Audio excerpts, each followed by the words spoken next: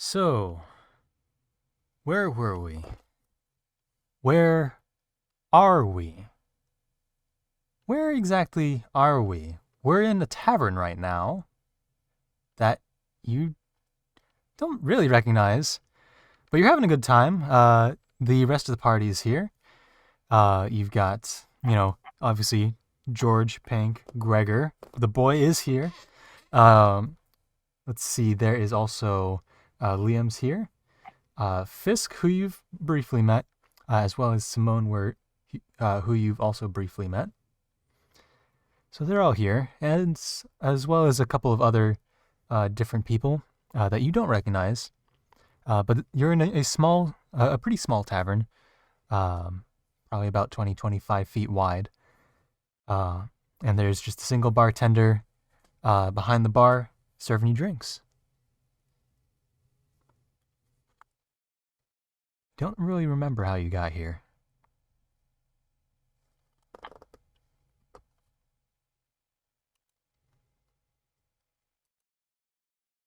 Wait.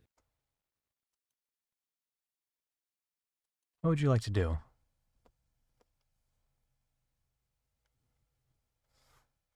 Weren't we on the top of... Yeah, we're on the top of the mountain. Yes, you were. Wait, what? Wait. Yeah, just But right you're outside somewhere Citrine. different now. I thought we left off just before Pink went to pick up his bow. That seems to be the last point you can remember. Whoa. Wait. Whoa. Something about where you're at seems off.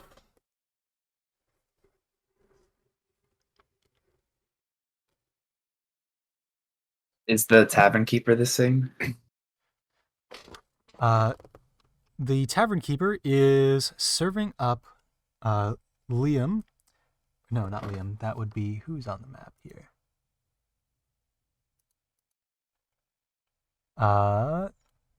Serving up Fisk another drink. 6 seconds later, the tavern keeper serves Fisk up another drink. 6 seconds later, the tavern keeper serves Fisk up another drink. Whoa.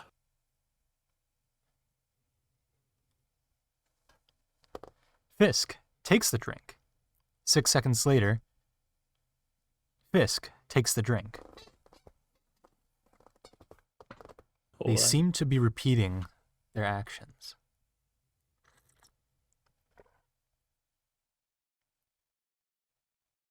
I'm gonna look over at George. I'm gonna look back and I'm not saying anything. I'm just looking with like the most bewildered, confused face you can think of. I'm gonna take out. Let me make sure I have one. Yeah, I'm gonna take out a copper piece and just flip it onto the table. You flip the copper piece onto the table? Mm-hmm. My singular copper piece flips onto the table. Seems to land on the table. It's not like a illusion. It's a real table.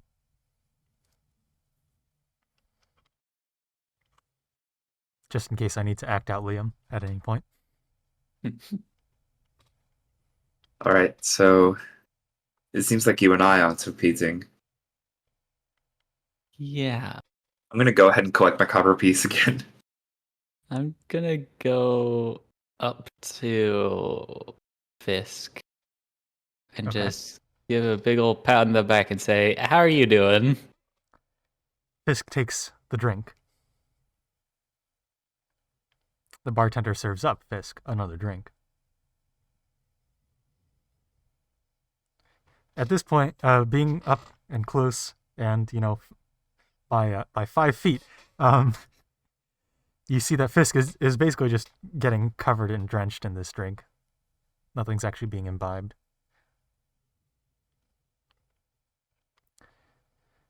As you start walk to up move to around, Fisk as well. you do start to notice that the world around you does seem off.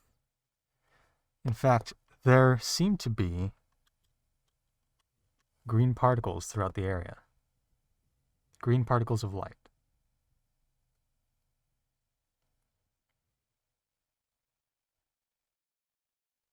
I'm gonna try and like reach out and touch one. They seem to pass through your hand. Although it does seem to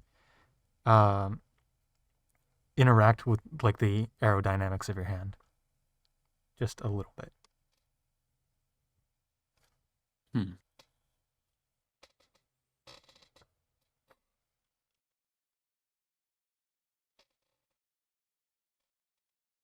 Hmm. I'm gonna walk out of the tavern and see if Yeah, anything else seems to be happening there. I'm gonna do the same thing. So you walk out of the tavern. You seem to be in some sort of ravine of various That's not canvas where we tents were. and just different broken structures. The ground beneath you is just a very plain, turned up soil. It seems like there's patches of grass sticking up, but it seems like this has only recently been patted down after maybe some sort of cave-in. What? As you do exit this tavern, though, the boy, Gregor, says, "Oh, you two aren't being weird. Any idea what's going on here?" Not Not quite the slightest sure, clue. but at least we know the three of us are normal enough. So is Liam also trapped in this? So you go ahead and turn and look at Liam, and Liam is seemingly being normal. Just kind of sitting there, not drinking their water because they have the mask on. And as you look over at Liam, I just give you a wave. Liam, Probably do a good you? idea if maybe you all explore out there, and then I'll stay in here and keep an eye on the rest of them. That sounds like a good idea. Yeah. Let's wait 6 seconds real quick. What's that? Oh, never Oh, mind. It's okay. everything seems fine. All right. Well, Yeah. So I'm happy to go with y'all. yeah, let's go take a look around the area. Gregor goes ahead and grabs his spear and follows you out. All right. So you're all out of the tavern now.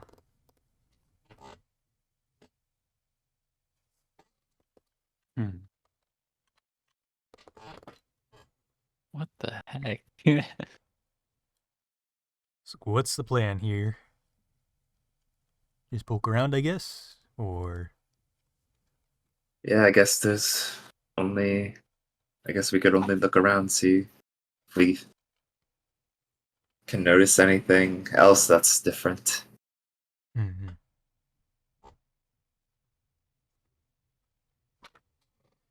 So what would you like to look for? Or search? There was the fountain at the south end of this ravine, right?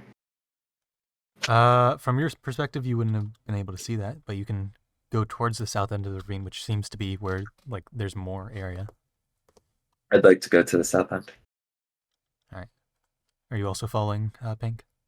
Yeah. As we do, I'm gonna just cast magic. Ah, yes, magic.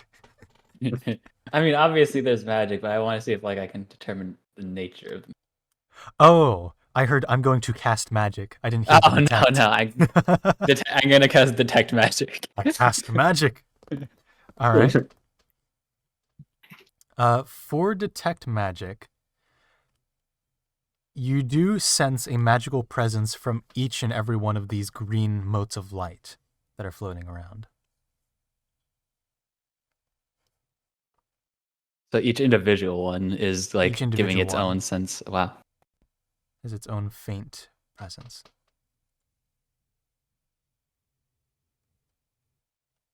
Uh, Am I able to like determine anything about them per se? It's not like Pink is the most magically knowledgeable, so Yeah, go ahead and roll me an Arcana check. Did I see Pank earlier, like try to grab the little You probably would have. specks? Can I bring up the hamburger helper and try to do the same, but with Okay. that instead? Sure. So as you bring out the hamburger helper, you both see a lot of these motes converge onto the point where George is trying to summon it, and these motes then take the form of the hamburger helper. whoa. Whoa.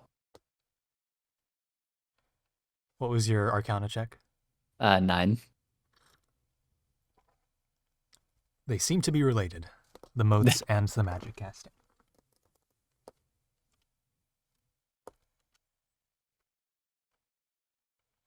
Oh. I've never seen anything like this. I have also never. They seem to be quite attracted to our magic. Just for fun, at seeing them converge at a spot of magic, I'm just going to cast produce flame. Produce flame. Yeah. As you're beginning to As a cast it, cantrip. a lot of these motes then gather into your arm, as you see this light travel up your arm and then come out as that flame. Yeah, he'll just be staring at his hand, like dumbfounded at what's going on. But are we at the fountain? Yeah. So you make your way over to the fountain, and there is what seems to be a broken fountain.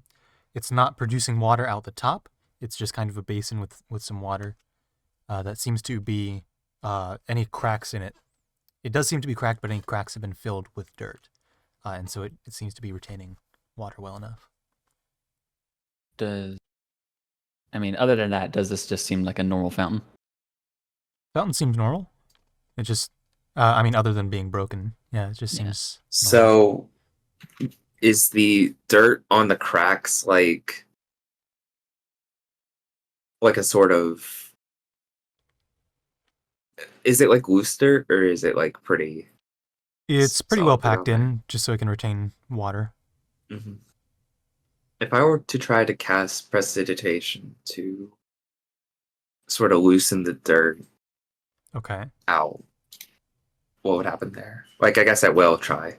Yeah. Okay. So you cast prestidigitation to, I guess, loosen the dirt.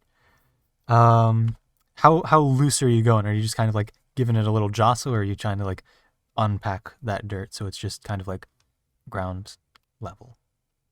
Or like loose? I'm trying to just like loosen it out of the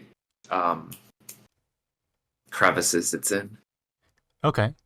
So you see, again, these motes of light seem to gather around where you're casting the spell, and begin to rapidly pass through the dirt, poking little holes through it, that then begins to loosen its structure, and the water seems to spill out.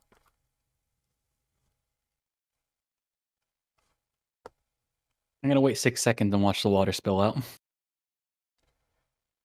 The water continues to spill out and as it spills out, the water level does seem to decrease.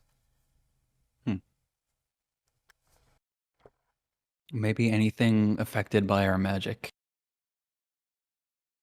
also isn't affected by whatever stuff is going on here.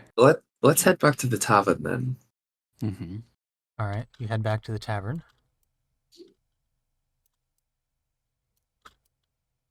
And I did make a small mistake that might help solve this mystery. It should have been Simone that was out of their loop rather than Liam. So Liam's just sitting there silently. Simone seems to be out of loop and she stayed behind.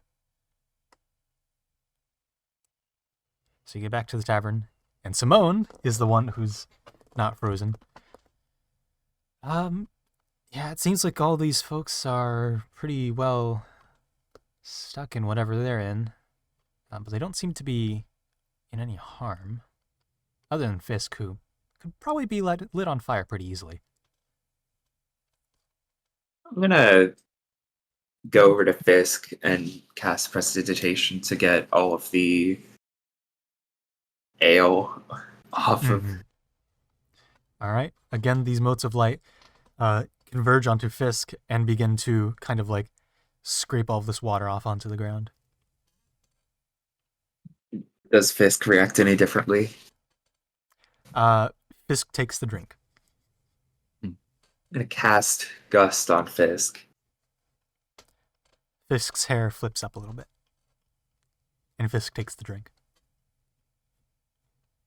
Oh, and also the motes of light seem to travel with the gust.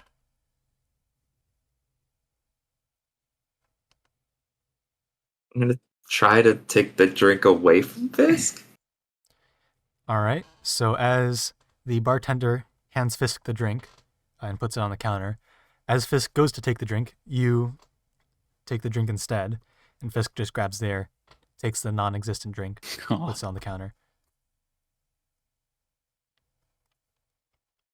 All right. Pink is not the one to do this, but Pink is gonna go up to Fisk and just try and pick her up. Okay. Roll me a strength check. Are we So if I about to do recall, grappling Fisk rules? is more dense than you would expect. Oh, there's a reason why I said Pink isn't the one to do that.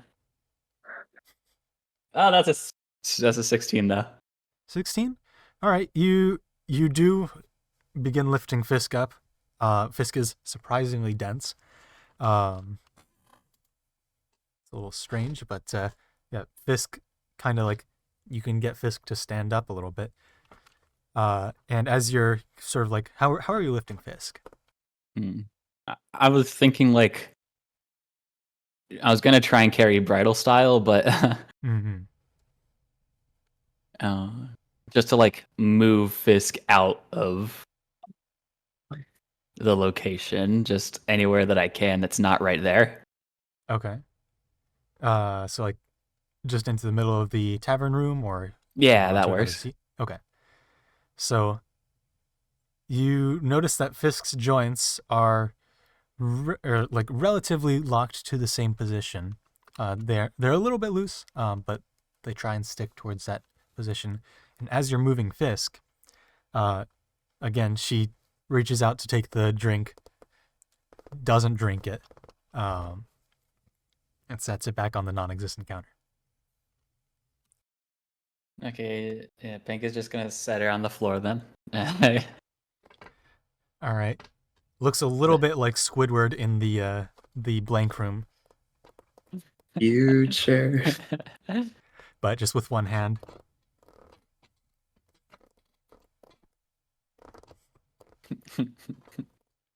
Just repeating. So does the bartender then, or whoever is serving Fisk, also go to that new location then to serve? No, the bartender stays where he is and keeps just serving drinks Okay. that just accrue.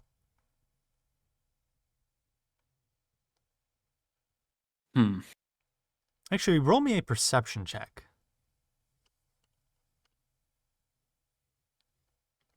It's gonna be a 24. 20. Yeah, you'll definitely notice this. Every time the bartender puts a drink down, they are beginning to accrue now, with drink in them. But each time he goes back to grab a new glass, he's grabbing from the same position and pulling out a new cup. Oh. So it's just And as he phasing turns into around, existence. as he turns to grab it is when it seems to come into existence.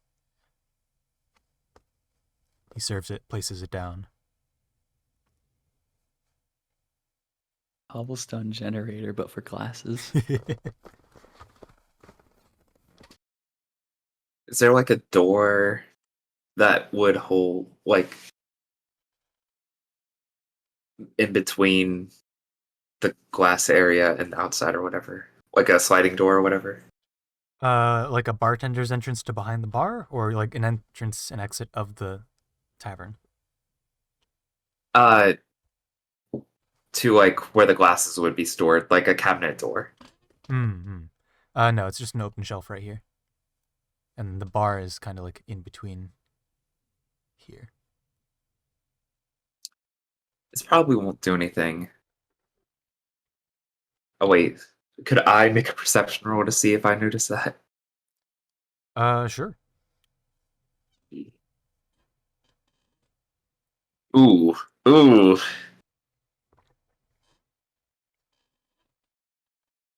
That is an 8.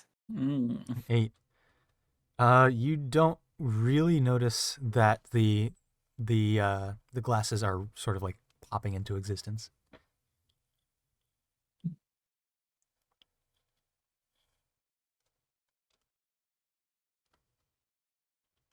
I will not be doing that then. There's something that I want to try, but I don't know if it would actually have any effect with the rules written. Hmm. I want to try casting like protection from evil and good on someone. Okay. Because it says until the spell ends, one willing creature you touch is protected against certain types of creatures, aberrations, celestials, elementals, fae, fiends, and undead. Okay. The protection grants several benefits. Creatures of those types have disadvantage on attack rolls against the target. The target also can't be charmed, frightened, or possessed by them. If the Okay. target is already charmed, frightened, or possessed by such a creature, the target has advantage on any new saving roll against the relevant effect. Okay. Because of that saving, like the saving throw part, I don't know how it would actually work here. Okay. So who do you want to cast this on? Just on Fisk.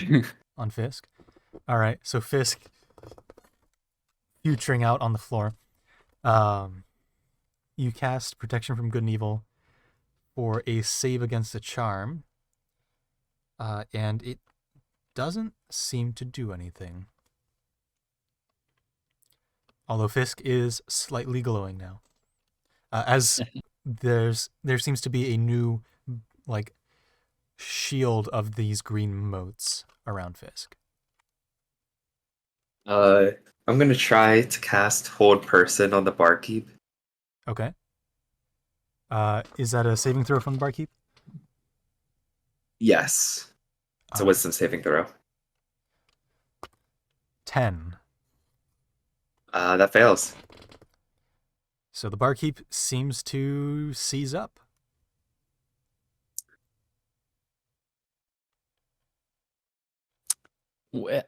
So hold on. I just want to check of something because seeing like having moved and stuff still going to the table and the bartender phasing things into existence. I'm gonna check to see if things still phase into existence and without even the bartender, just kind of like move on a set path to the. All right. So you don't roll a perception check actually. That's gonna be 17. 17. All right. I'm trying to see if like the bartender is the vehicle for the thing happening, or if it's like a set. It's going to happen no matter what.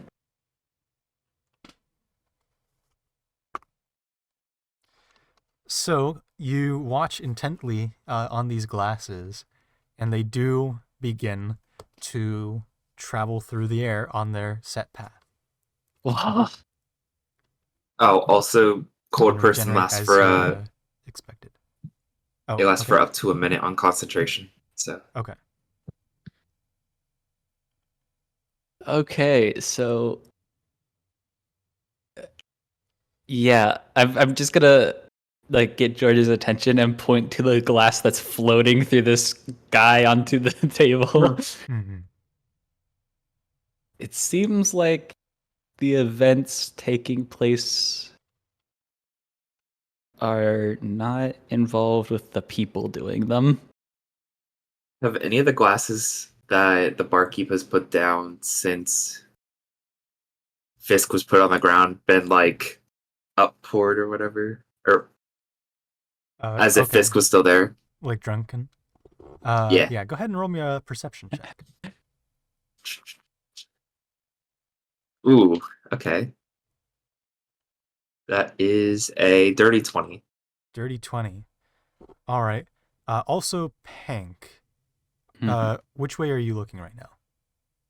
Are you like I are you like over I'll here probably be looking this looking way? at it because I'll probably be looking at the table where the glasses are going because I'm like following the Okay. glass as it floats. Yeah, so George, you're over here probably, and then Gregor is kind of watching the door. So George, as you turn towards the glasses, they are all empty. Hank, roll me a perception check. Oh, that almost fell off the table. That's gonna be an 11. 11. Something changed in an instant, and you don't know what it is. Something small, not something big. Uh, uh.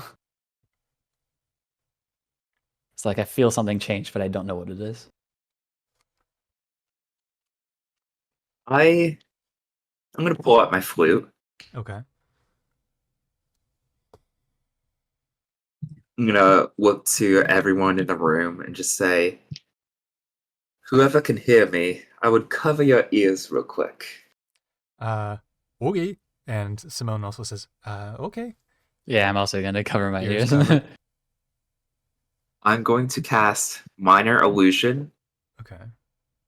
projecting the sound of scraping metal against each other into the Oh, entire room. brutal. Okay. To see if I get any reactions.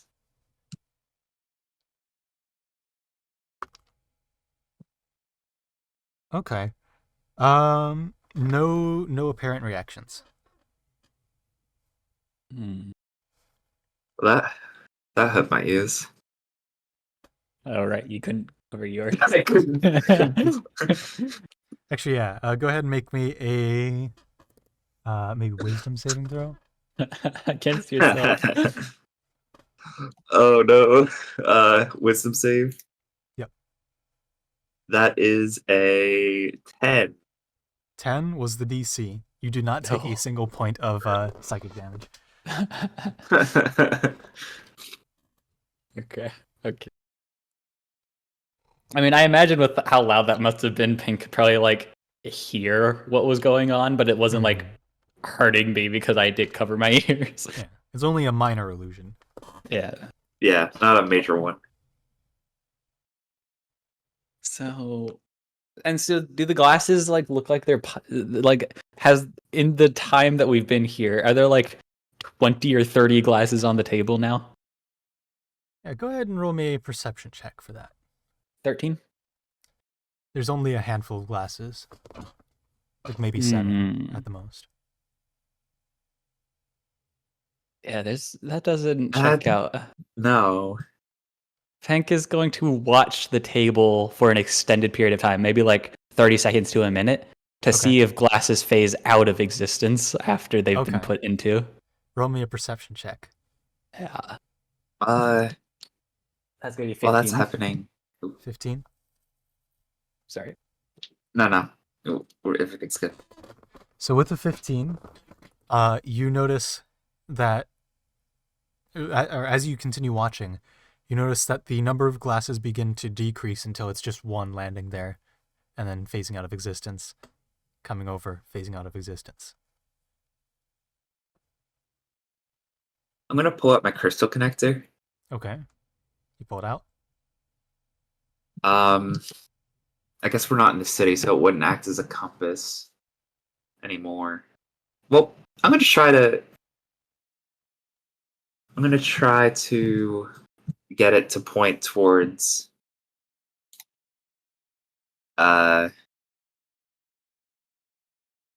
Olson's Tavern. Okay. It does not seem to point towards anywhere. When you move around, concentrating on Oldson's Tavern, or I think the way it worked is you said the name into the thing and then pointed around. It doesn't seem to register. Actually, you know what? Roll me a perception check. E. That's I. That's a 10. Yeah, no, nothing. Okay. Let me read. Let me just hold on. Okay, that's not gonna help figure this out unless I'm really unlucky. This is weird. I'm gonna cast suggestion Okay. on Fisk. Okay. This gives us our test dummy. Yep. I'm gonna say you should get up and act normal. Okay. Roll me. Oh, what is the It's a roll there? wisdom save. Wisdom save. All right. I see. What is your save DC? 14. 14. Okay. And specifically, it does say that if they can't be charmed, they're immune to this effect. Oh, so yeah. Because someone casts protection from good and evil, it just doesn't work. Wait. So Is as you it cast the it, those charming? motes will float towards it and kind of like just dissipate across that barrier. Isn't the charming effect only blocked on aberrations or evil things? Well, Uh, for protection from good and evil, it's also not just charmed, but it's charmed, frightened, and possessed. hmm. But would it work on my spells as well? Let's see. It does say from that it can't be charmed, frightened, or possessed by them. Okay. So unless I'm suddenly an Yeah. aberration, celestial, elemental, fae, fiend, or undead, I think it's Okay. okay. So the suggestion does make it through the barrier then, that Pink had created. And it doesn't seem to do anything. Yeah. Ooh. Interesting.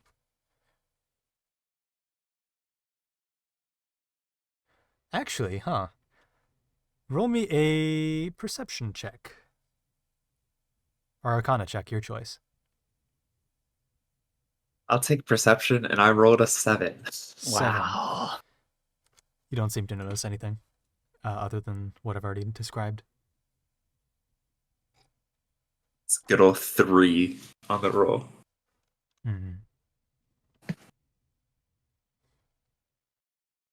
At this point, the bartender is unhold personed. That's off the table. Versus that. Okay. So they seem to turn and be kind of in sync-ish with how the glasses are moving. They grab the glass kind of out of the air. It kind of like lands in their hand, and then they just continue, grabbing the glass, pouring drink into it, placing it on the table. At this point, it's been a bit. Both of you go ahead and roll a perception check for me. Good, because you saved me from doing something possibly drastic. I nat rolled one. I rolled a 17. 17 and a nat 1. That's a to die jail with you. So Pank, you've been too fascinated with what's going on with these infinitely generating glasses. But George, you do notice that these motes of light are blowing in this direction from southwest to northeast. Who's the K in the corner? The K is just a person. If I remember, their name is Kent, but you wouldn't know that. I'm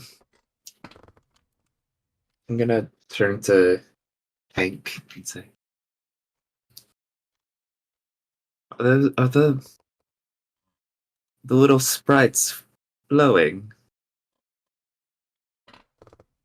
I'm gonna look at the little motes of light to see if they are. Yeah, go ahead. Doing anything weird?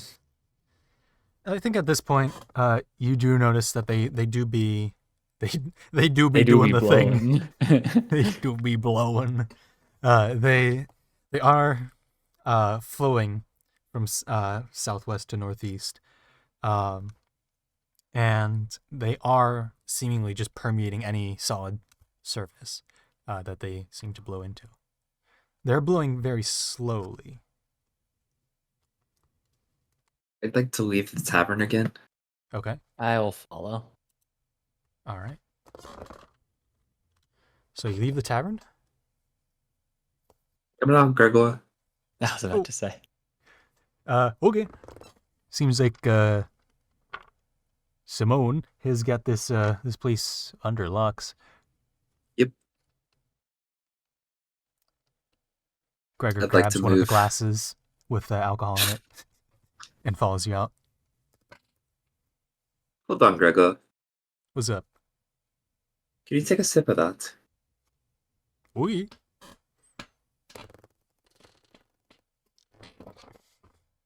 I should go get another. Sip. Do you feel any differently? Besides, He looks at the glass and it refills. Oh. Oh, I'm feeling good today, boys. He drinks again.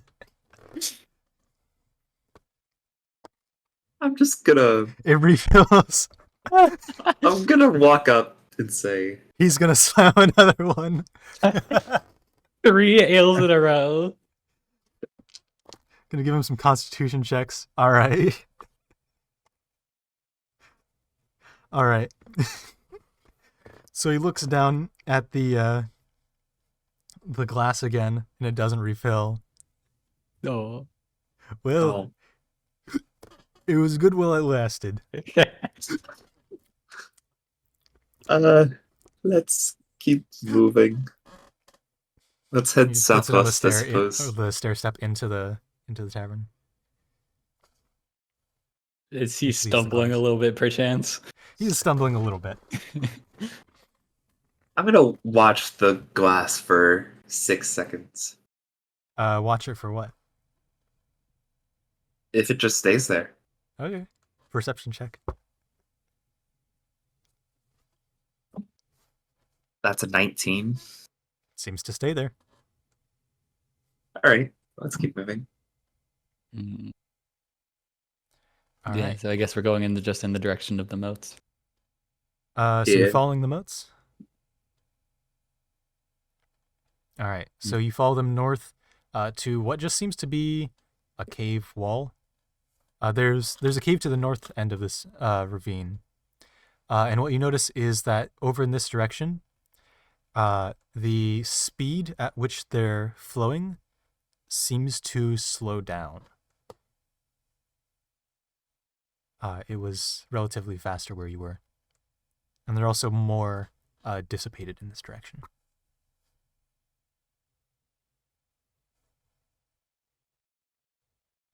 So there's a cave in front of us now? Yeah, so you're at a cave entrance, and the moats seem to be flowing into the wall. But there's less of them in this area. They're still present. They seem to be ever present throughout everything here. But they are just kind of sitting around, or flowing very slowly into the wall. I'd like to just try to put my hand on the wall. All right. It's a wall.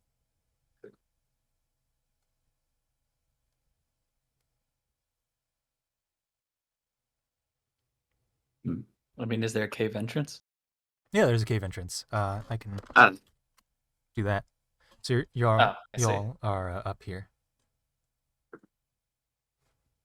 Well, then I'm gonna go into the cave. Yeah, I'll Alright. follow. You're in the cave.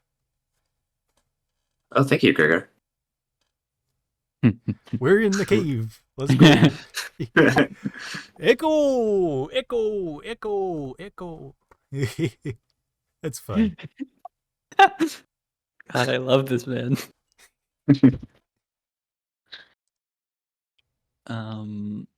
So from the looks of it, are there 2 branches that we could go down? Yeah. All of the moats are flowing basically towards this wall here. Mhm. Oh, that was gonna be my next question. Are they still flowing? Yeah, very very slowly. But they are. If you like put your finger next to one of them and like watch it flow by, it does very slowly track. Okay. And was this the wall that George put his hand up against? Yep. Okay.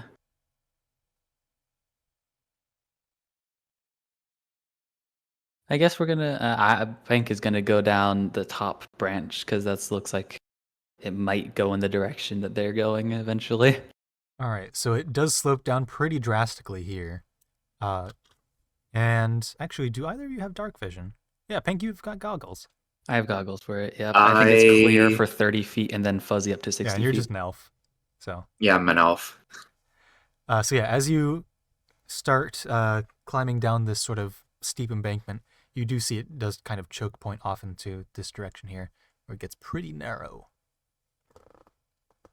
I'm just going to be kind of looking around the cave as we go to see if there's anything in particular that could be indicative of anything, symbols, or like just objects, whatever. Sure. Roll me a perception check.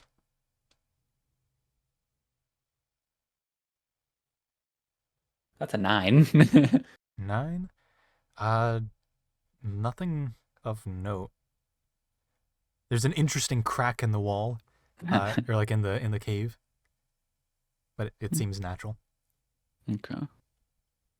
If you have any interest in geology, it's maybe a little bit slightly interesting about the seismic activity. I don't think Pink knows what seismic activity means, although he is a fan of natural things. Yeah, at this point, the motes of light are pretty stationary as you get deeper and deeper into the air. Do they get like more sparse as we go? They're also rather sparse in here. I'm gonna cast my hand again. Okay. What sparse motes of light are in here do converge into, or like do seem to be called and converge into your hamburger helper. Gregor claps and listens to the echo. I mean, Pink is gonna check his person real quick. He should have done this before, but he's gonna check his person to make sure he has all of his stuff on him. All right. Yeah. Like his bow and everything. Bow especially. That's gonna be a 23. Everything is exactly where you think it is. And including I do have my bow? Yes. Okay. And it has like the little what's it called? The Ox component? ox component, yes, thank you. Yeah. And in fact, as you check your bow, you see that ox component does have a small like cluster of these light particles around it. And you notice that with all of your other magical items, that they all have this small cluster of these light particles around them. I don't want to do this, but I feel like we should continue into the cave. I agree. All right. You continue down into the cave, and it does get really quite narrow. You'd have to go single file and crawl. Wow. Terrible. To think about, but yeah, I mean, I go. Done except go through. Yeah. All right. It leads out, if I can remember my map, to a smaller chamber that does have a way further. But here, the motes of light are pretty much stationary. Or actually, no, they're definitely stationary until you like waft them around. And actually, yeah, okay.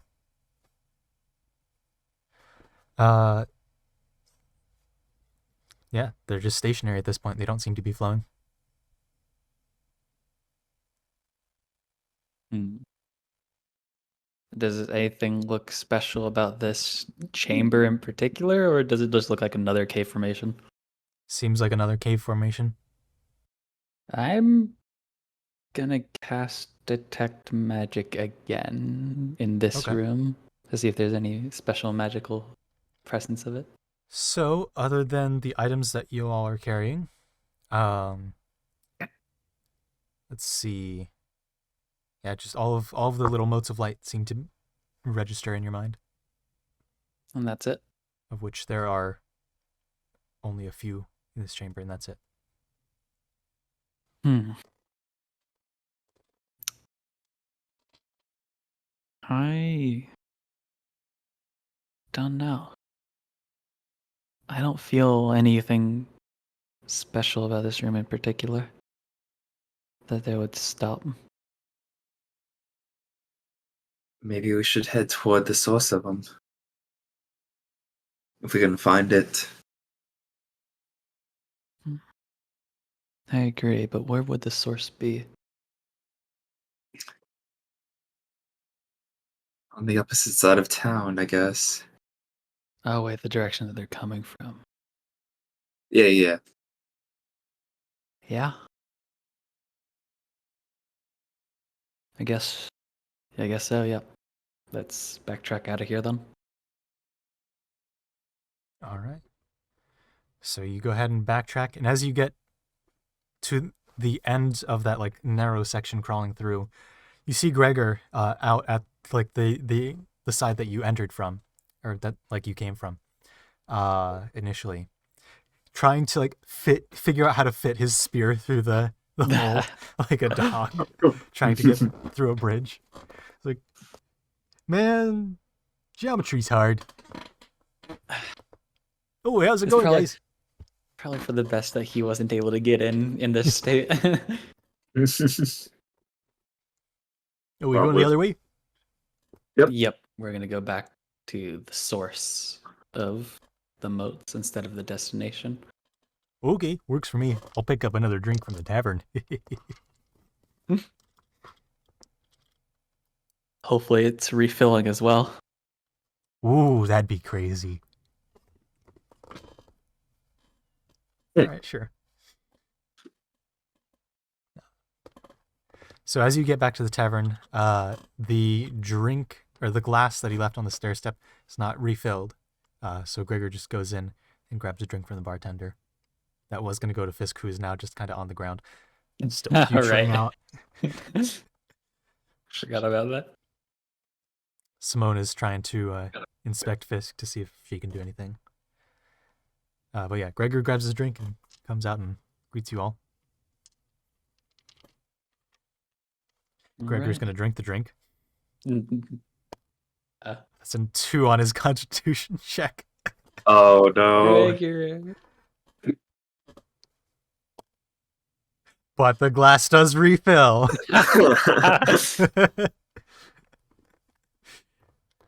So Gregor's a bit sloshed. Well, is he still conscious at least? He's By conscious. technicality conscious. Still technically conscious. I feel like we should. This is out of character. I feel like we should leave him in the tavern with Simone. Yeah. It might not be best. Oh Because no, if we guys, encounter- I'm good. If we encounter any Just enemies, peachy, guys. Not a problem. If you stay. What? Gregor, if you stay, you get to drink as much as you want. Yeah, that's what I was thinking. He looks at the glass that had just perfectly refilled, perfect, like foam crown and everything. It's like the most beautiful glass of ale you've ever seen. He's gonna drink it. Wait, what's Gregor's constitution? That was close. Gregor the Endbringer. Constitution is a +3. He does succeed that The constitution check. Endbringer? Wow. He keeps it down. But the glass does not refill. Well, I guess you'll have to go get some more. I think I'm good. Maybe pace myself just a little bit. You you might want to lay down. You seem kind of tired. Persuasion check. Also, I'm make good at sure to that. drink some water too. I got a 13. He got a 17. Oh, At the mention of you should drink some water, he does look down at his glass now. oh no. And it refills with water. Oh, So, phew. oh! Magic Wait, glass. wait, He drinks it. Huh? wait! The same glass that he was holding. Same glass he was holding.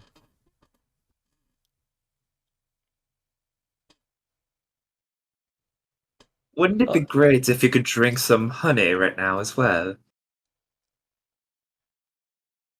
Man, I don't know. That's pretty thick. It's kind of thick. I guess it can also depend on the honey. Yeah. Honey mead, though. I don't No, know. if I no, could- just honey. Just honey. Say, Gregor, what do you have in your drink again? What's in there? History check with disadvantage. Dang, 16. Plus, what's the stat for history? H intelligence. -1. 15 for history. Well, I just had some water in there.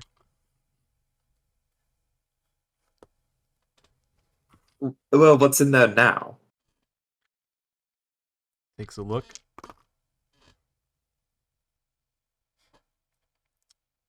Sparkling water. What? Ooh.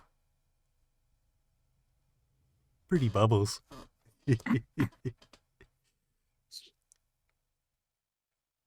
Slowly sips on the water.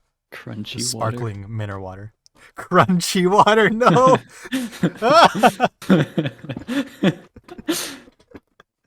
I guess that'll technically be ice. Yeah. So I guess let's Let's see if any of this water has sobered him up at least. Yeah. A little bit more sober. All right, let's Not go. sober enough to hold a spear correctly. Let's go check out the source of the light. Gregor, if you come along and something happens, don't fight, please. I mean, hey, that's what I'm good at. I have a blanket, Oh. Gregor. If you get tired, and a bedroll, you can just lay down. Oh, I'm all good to go. Cool.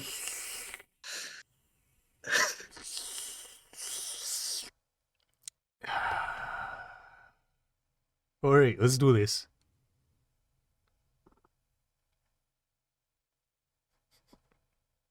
Let's go. All right, so you Allons-y. begin approaching the source of the light, where these all seem to be blowing from. As you get closer to this point, the motes of light do seem to become a lot denser and flow a lot faster. Okay. All right, hamburger helper time again. All right. So you pull out the hamburger helper. Let's move your tokens over there too. To that source of the light. Wait, where are you moving your hamburger helper? I'm Just just anywhere? summoning it. Yeah. Okay. So, the motes of light do seem to sort of twist into the shape of the hamburger helper right there. So we're in a ravine, right? Yeah, you're in probably if I recall, it's like 50-foot ravine. So there's like clear sky above us.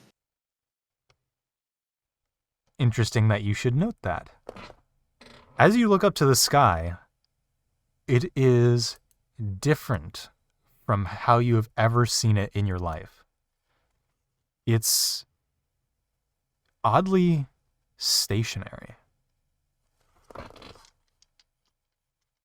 There's little points of white light scattered throughout the sky. They're not moving, unlike anything you've ever been used to. And as a refresher for the players, in this world, the sky is constantly swirling. Oh. From east to guys, west. I take a look up. Thanks, gonna look up. Whoa. That's wild. I don't know, I So feel like the sky would still. still be spinning for him. Sure, perception check at disadvantage. Oh, well, one of them was a natural 20. The other one was a 6. Oh, that's pretty weird, man. Pig is also gonna look up Even the sky, to though. what he's seeing, it's very different. It's just, instead of a sort of like dark purplish, it's just a straight black with white dots scattered throughout. Oh. Yeah, that's unsettling. Well, I'm gonna continue with my idea, but instead be more specific with it. I'd like to point 2 fingers up Mm-hmm. and cast Eldritch Blast towards 2 of the dots in the sky. Okay. So you cast Eldritch Blast. A lot of this energy rushes into your hands. A lot of these green motes of light rush into your hands and burst upwards in a much more impressive sight than even it was when not in this sort of place or situation. And it just continues until your Eldritch Blasts dissipate.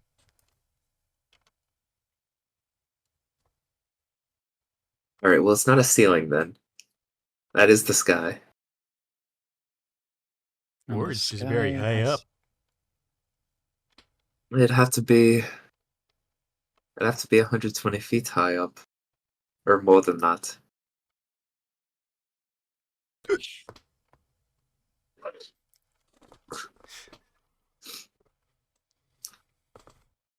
Well, this might be a bad idea. What if I were to cast Eldritch Blast on the source of it?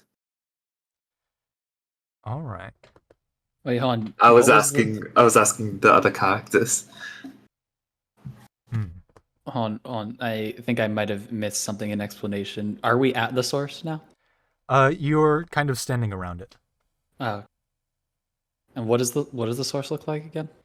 The think source I- is just there's like nothing physical at that source. It just seems to be a lot of this energy is either flowing up out of the ground, which is only a little bit, or a lot from above you downwards into this point where it just bursts forth. Okay, yeah. Yeah? I mean, go ahead. Okay, I'm gonna aim one toward the ground source and one toward the sky source.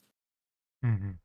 Energy comes out of this sort of origin point, and you see the energy travel up and down. At which point, Oh no. I just activated combat. the point of origin seems to shift behind you. I need to turn up the. Oh, you paused it. I was Yeah, I like, paused it. I was like, is it about to ramp up into something really Mhm. bad?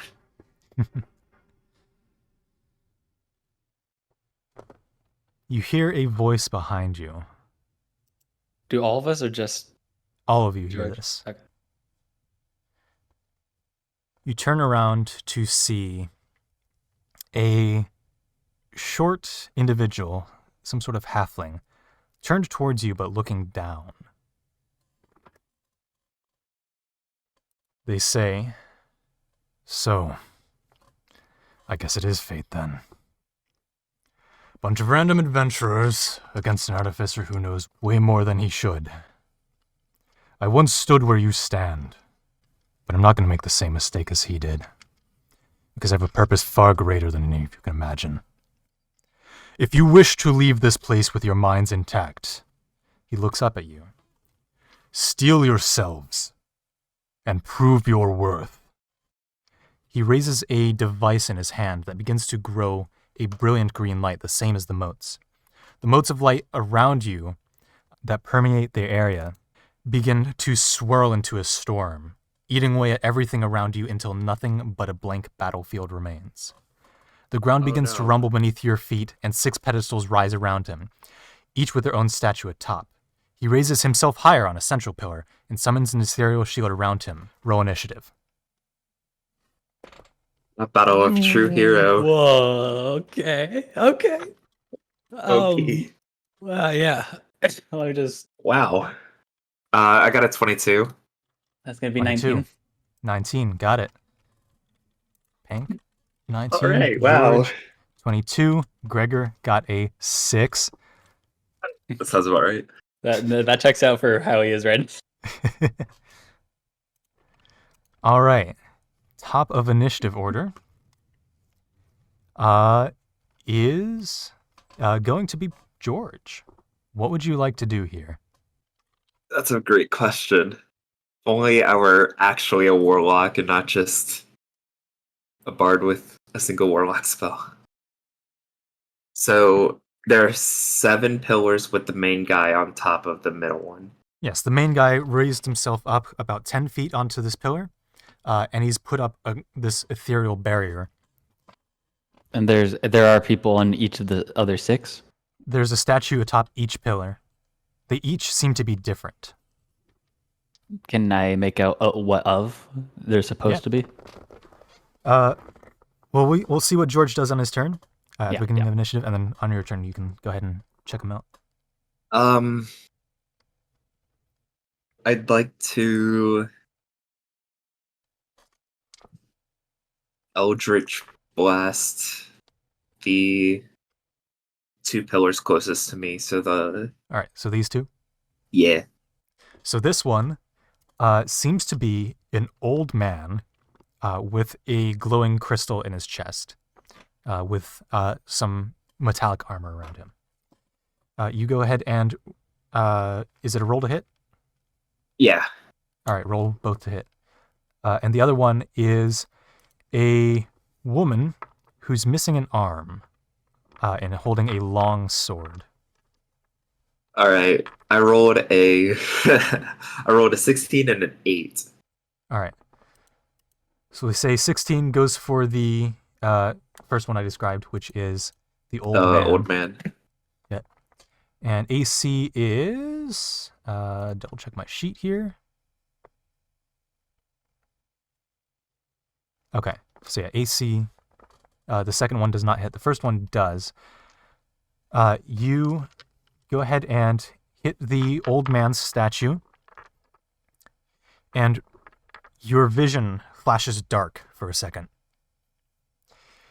In this moment, what you see is the same old man, but in actual physical form, as a real living being, seemingly running up towards a dark figure, gathering a lot of energy into his right fist, which seems to also tear himself apart as he goes ahead and punches down at the ground, destroying the ground that you can roughly see around him, where everything begins to cave down and everyone begins to fall, but he seems to be destroyed in this process. Your vision flashes back and you're in this battlefield, and that statue is destroyed. Okay. Wow.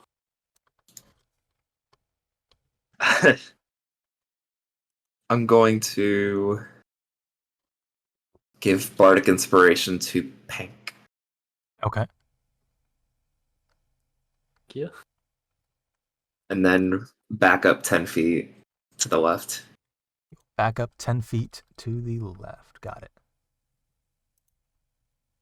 George, 5, 10. Okay. And that's my turn. So at the end of your turn, where is the sheet? Here it is. The woman with the sword is, let's see, what is the range here?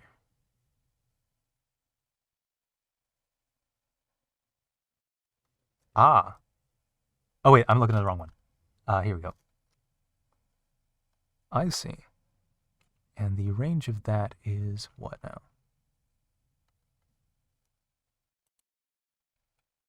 Well, they're closest to Gregor, so they're going to attack Gregor with that attack. They're going to take their sword, raise it in their hand, and whip out, let's see, a number of black tendrils. Let's see, it is... Can I not read? Oh boy, oh boy. Gregor might be down here. So they rolled the what maximum are the number of numbers? tendrils. Oh boy. Wait, so is that an attack roll or a damage roll? Or just like a summoning roll, I guess? It's going to be an attack roll. So each of I them would- are going to roll to hit. Okay. You better roll low. Yeah, is there anything you have a reaction to do? I have a reaction to the attack rolls, but if they haven't been made yet. Okay. So, Gregor's armor is what? 13. Okay.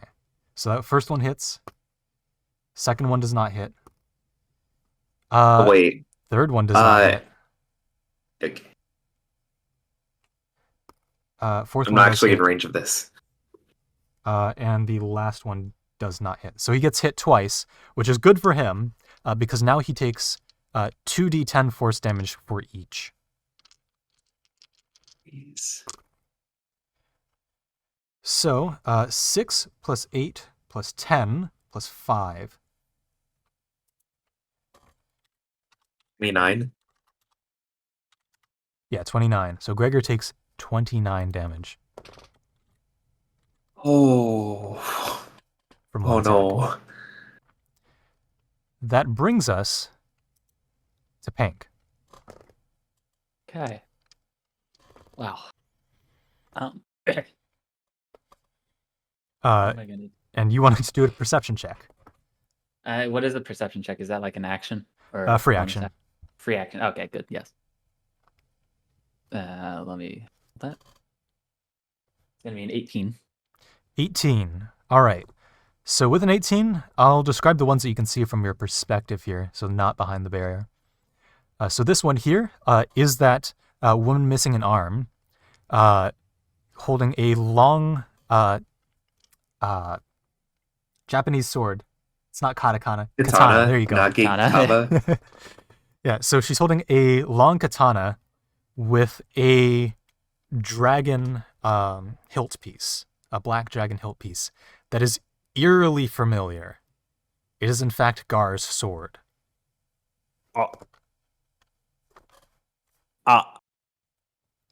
Additionally, Whoa. this woman closest to you seems less statue-like. Let's see. You can see this one, and I'll give you these two as well. The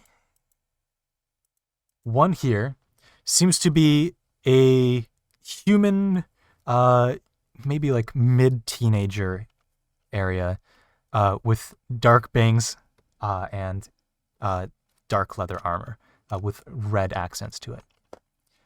That one you can't see.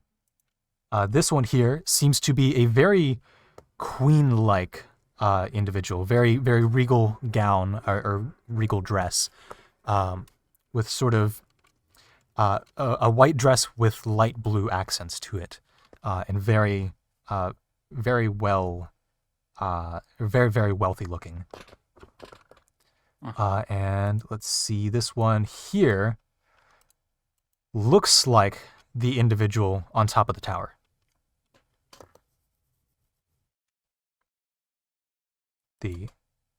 This individual here. Yeah. And then you can't see the one in the back. Okay. So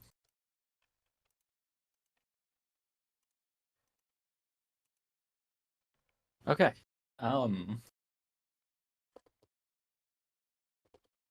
What would you like to do? I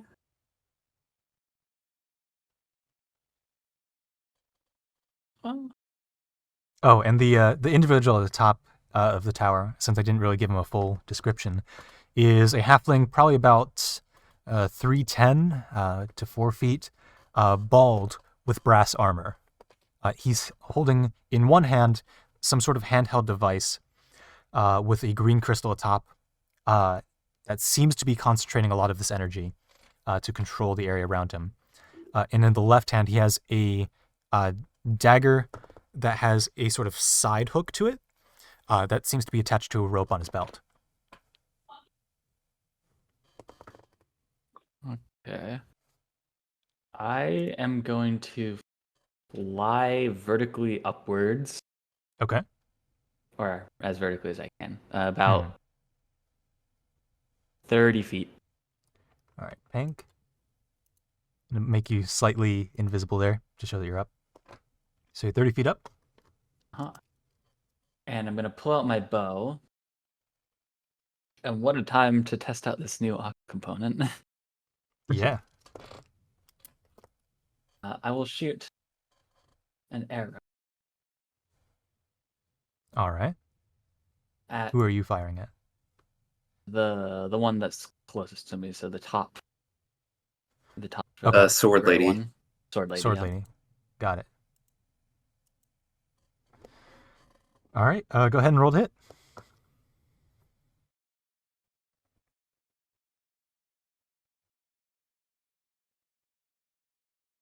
That's gonna be a 25 to hit. 25 definitely hits. While in the air, your vision fades to black. In this black space, you then are at the bottom of some sort of really deep chasm. Again, there's a black figure far in front of you. You see this woman with both arms. Yes, the sword is in her right hand this time. And the black figure is sending black tendrils out at this sword. The sword seems to absorb it, to get destroyed by just sheer overwhelming force as the black tendrils eat up her arm. She turns behind herself to something that you can't see that seems to be out of this vision and says, "The rest is up to you," as she is consumed by these black tendrils. And then your vision pops back to this battlefield and the statue crumbles. Wow.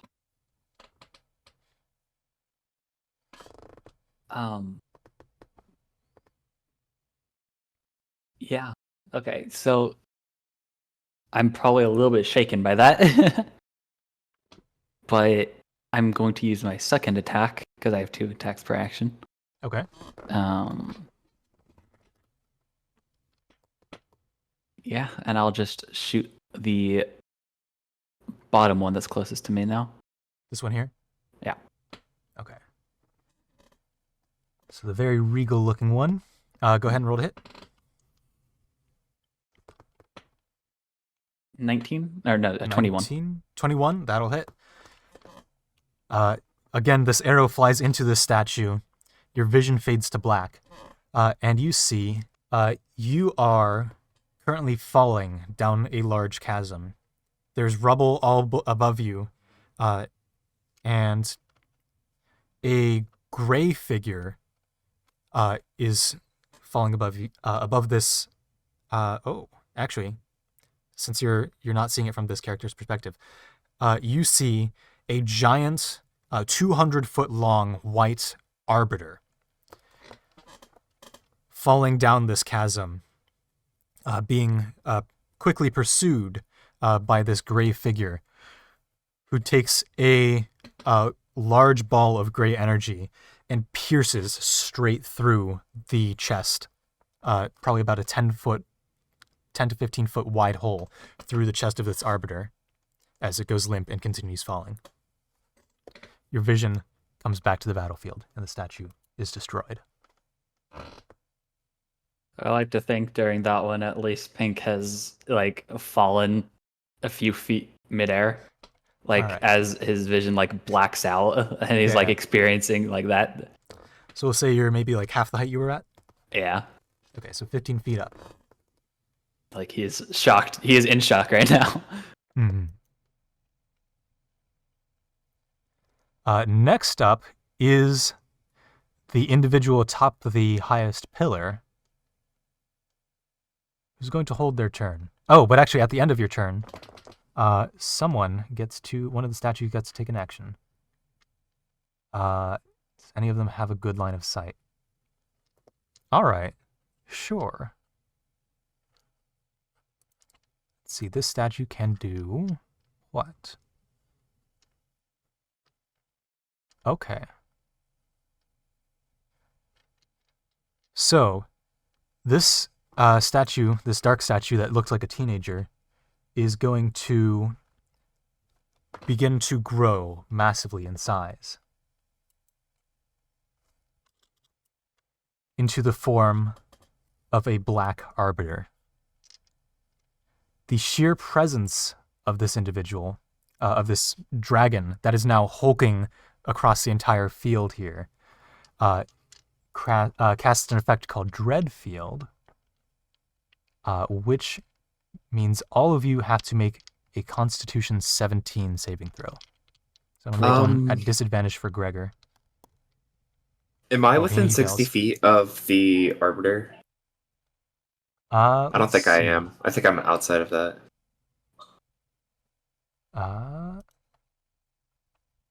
5, 10, 15, 20, 25, 30, 35, 40, 45. You're within range. I'm going to counterspell. All right. Counterspelling the Arbiter. Do I count that as a spell? Okay. Sure. Roll to counterspell this. It's not a roll. It depends on the level of the spell. I'll count this as a true polymorph, which I think is a 9. Or it'll be a DC 19. Okay, yeah, I'll roll. It doesn't matter. Okay. It's just gonna fail. Okay. So it fails, and you all need to make that saving throw. DC 17 Constitution. Or become frightened. I've rolled 3 2s in a row. Oh, boy. Gregor failed, so George failed. Oh, I didn't say. I got a 7. 7? All right, you also Yeah. failed. And I will refresh you with the stat for frightened. Boy. So when you're frightened, disadvantage on ability checks and attack rolls while the source of fear is within line of sight and you can't willingly move closer towards it. Thing. Oh, is- that's awful. So you might want to rely on range. That thing is a little bit hard to get out of your range of vision, so Yeah. I can deal with distance. I'm a ranger, however. Mhm. I can also do. I wanted to get closer though. Oh, that's awful. Okay. So Gregor, And then there's it's his Gregor. turn now. Oh, that's even worse for Gregor. Let's see. 60-foot range. Gregor's going to take his spear and throw it at the dragon, or at the arbiter. Okay. This spear has a +3 to hit, which does just hit. Let's go, Gregor. He's the end bringer, apparently. Okay. Let's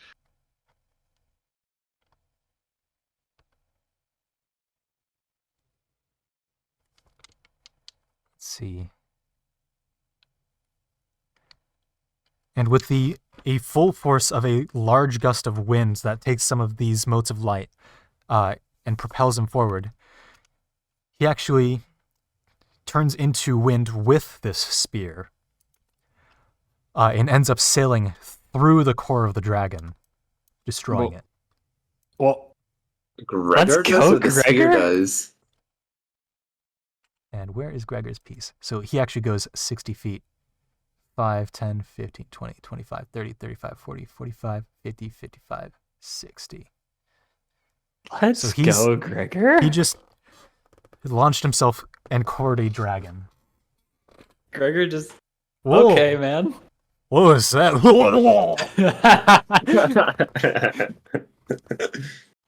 And he gets a vision of something, which definitely did not help his ability to hold his everything.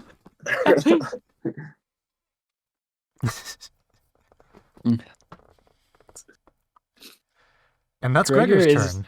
Gregor is just the goat, man. And now he can see one of these statues in the back, which at the end of his turn now is going to be able to take an action at him. No. Let's see. Don't you this dare. One I swear if Gregor goes down, there's going to be hell to pay. is going to move towards him off of its pillar. Whoa. Huh? Oh. I didn't know that was an option. 5, 10, 15, 20 up to him. And it is going to use... it's going to pull a flaming crest off of its armor, turn it into a pair of flaming shackles, and try and latch them over Gregor's arm, binding him from being able to make an attack. So that is going... Oh, does that mean we're no longer frightened, by the way? Yes, you're no longer frightened. The presence... Yeah. The fearful presence is gone. Actually, with this description, it is from an attack roll, so it is going to use its sword to try and slash through his hands and leave that binding there. It's going to make a 7 plus 9. Okay, this class is broken. Before you say the result, am I within 60 feet of range? We can see. He went 60 feet away from where he was. So I'm definitely mathematically not. you can't. 5, 10, 15, 20, Nah, 25, nah, 30, yeah, 35, I'm out 40, of range. 45, 50, 55, 60. Yeah, just out of range. Dang. So 7 plus 9 absolutely hits Gregor. This class is strong. And he takes 1d6 plus 9. So it's going to be 1 plus 9, so 10. Okay. Plus from the shackles, 2d6. Well, So it's going to be a 5 plus 2. So 9 Ooh. plus a number. that should be 17, I think, 17 total. So 9 Gregor plus takes 1 plus 5 plus 2. 17. He has 1 HP left. Go, Gregor. He had a choice band on. And he has to He had do focus sash. a strength save, which he fails. So these shackles do stick on him. And he is restrained for 1 minute. All right. That brings us to the top of initiative, which is George. Woo, it's me. Oh, what do I want to do? Mess him up, George. How far can I move to have line of sight on both statues and get as close as I can to Gregor? So you can move how fast? 30 foot? 30 feet? 30 Plus feet. another 30 if you dash. Oh, no. I want to move enough to where I can still hit both statues without being impeded by the middle barrier. I think you'd have to choose one or the other. Unless you want, unless you're trying to get range. Like if you, oh, that's a statue. If you like move off this way, you could maybe get range on both. Oh, okay. I'll just move toward Gregor then 30 feet. 5, 10, 15, 20, 25, 30. Is that good for you? Or you can actually get here Yep. for bonus. And I can see the statue that is restraining Gregor right now, right? Yes. I'd like to Eldritch Blast it All right. Go ahead with and roll a both hit. bolts. Both bolts. Got it.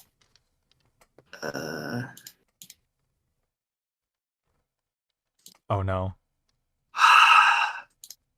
That is a 10 and 11. 10 and 11? If I recall the statue's AC, 10 is their AC.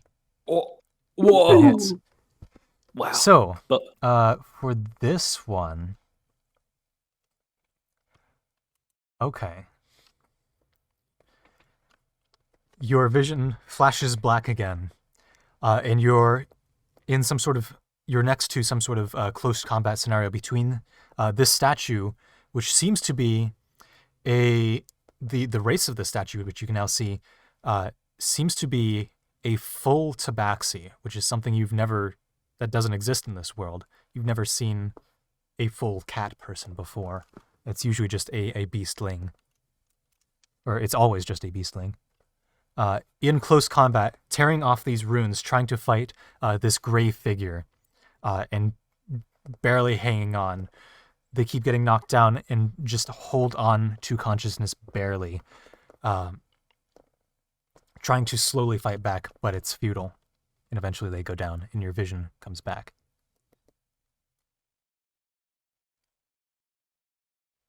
And the statue is destroyed.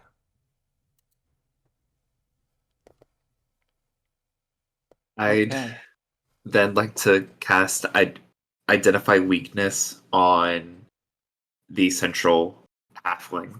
Okay. Smart. So I believe that was a certain roll. It's a 15 15. DC insight roll. All right.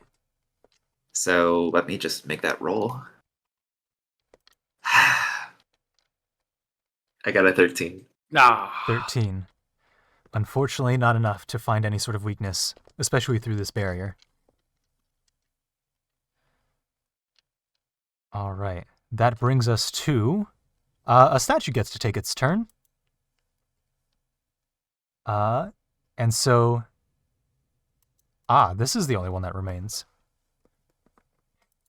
So it is going to make the judgment call to take down the weakest member first. 5, 15, 20, 25, and it's a halfling. And it's going to take this rope dagger and throw it out at Gregor. No. 17 to hit. Before you say anything, I am in range now. Mm-hmm. Let's see. I have And also you two can see choices it. here. Oh, okay. Okay, cool. But let's see. Okay.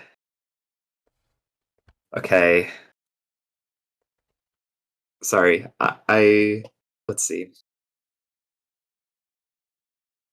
And my bardic inspiration's 1d8. I'm gonna say that I cast Silvery Barbs and it needs to re-roll that roll. Okay. And then also I give advantage to Gregor for the Okay. next minute. So, its reroll was a 6 base plus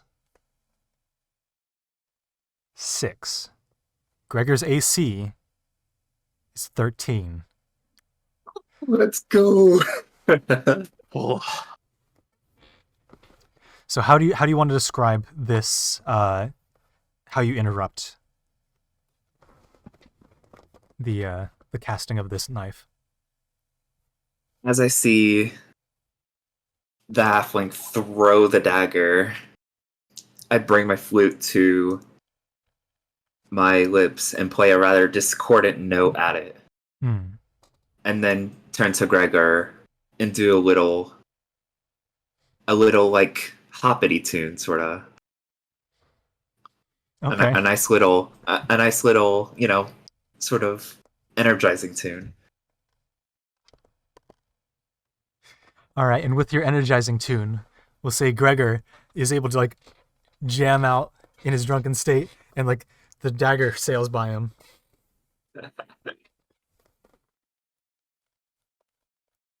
And so, actually, the advantage I gave is attack roll, ability check, or saving throw, Hmm. So that whichever was comes more just first. flavor text. So he still Yeah. has that, which is useful, because roped daggers come back.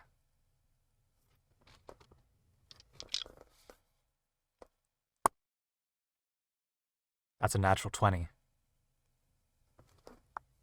I already used my reaction. So Gregor does get a saving throw. We're gonna. Well, actually, yeah, he's drunk, so at disadvantage. So it cancels out. So he It can't straight roll. As this dagger hits the end of its peak, which, if I recall, is 20 feet. 5, 10, 15, 20, which is right by him. The blade itself begins to glow a red hot to a white hot, and then it bursts out a ball of fire, perhaps a fireball. If you would.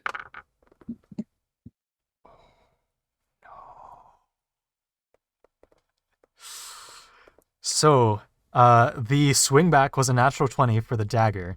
His saving throw with disadvantage. Wait, no, it was straight. I'll take the higher one. So instead of being a natural 1, Oh.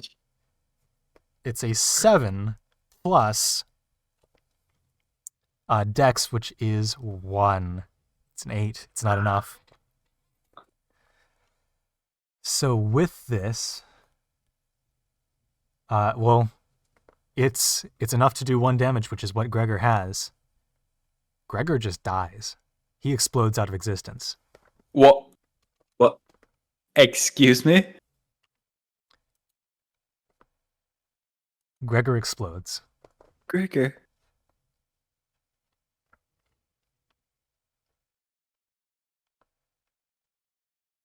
So Gregor's out. He seems to explode into these light particles that then filter away.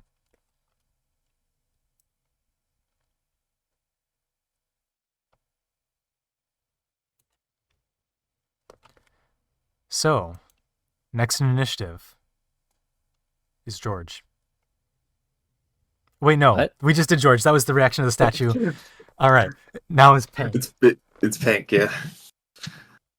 I'm gonna use my free action to yell out, Gregor! You call out, but there is no answer. Oh, you bastards are going down. 1 statue remains. I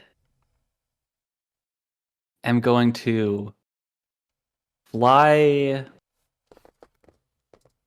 I believe, to the space, 2 spaces above the statue at the same height, so I'm still 15 feet up.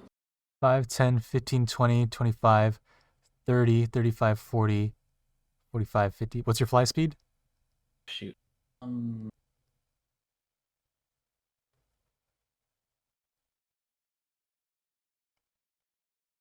I forget that off the top of my head. Flying I think it's speed 30. is 50 feet. Oh, it's 50 feet. Oh, I thought it was 60. Okay. So yeah, you can get right there. That works. That works. And I am going to.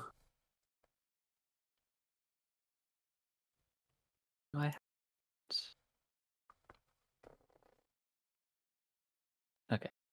Yeah, I'll just from there I'll shoot an arrow at it. All right.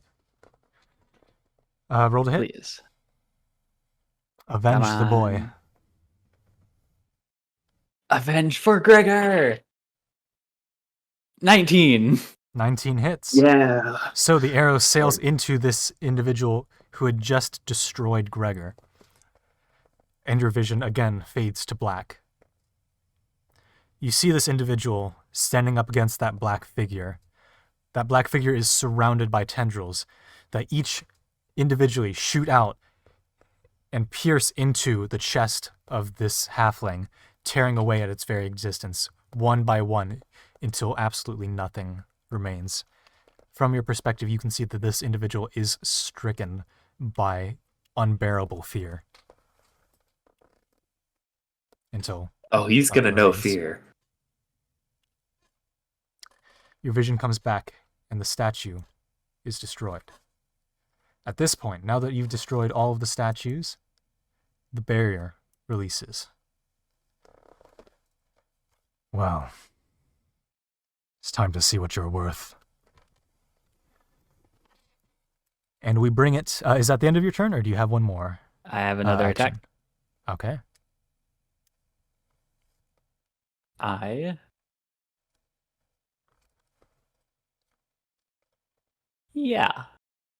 Yeah, let's do that.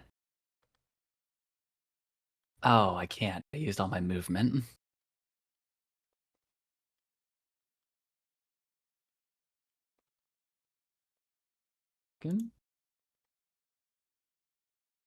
That's fun. Well, actually.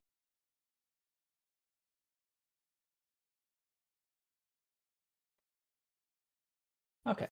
As my bonus action, I'm going to use Ethereal Warrior Ooh, okay. on the central figure. And that just happens, right? I believe so. I believe it Yeah. adds to your attack. Yeah, it adds a 1 d8 force damage All right. on my successful hit. And then I'm going to draw my bow and shoot. All right. Roll to hit.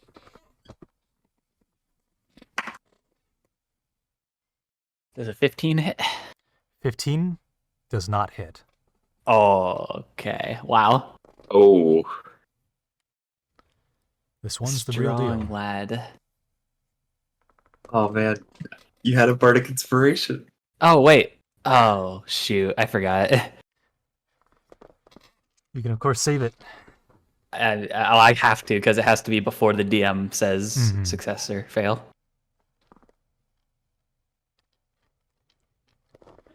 All right. Is that your full turn? That is my turn.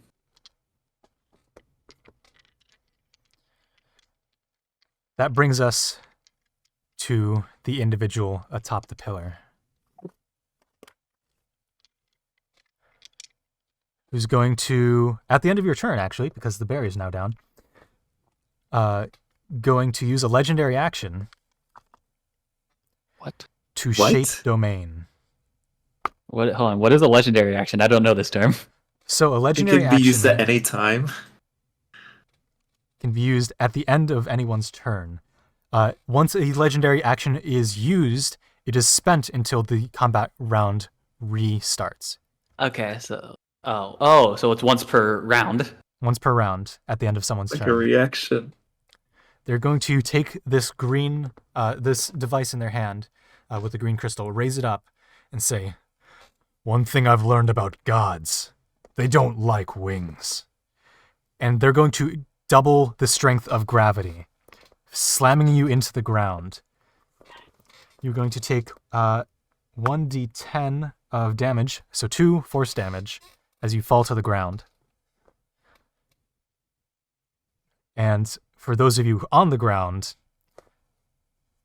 you have it's difficult terrain, so half speed. What? And now they're going to start their turn.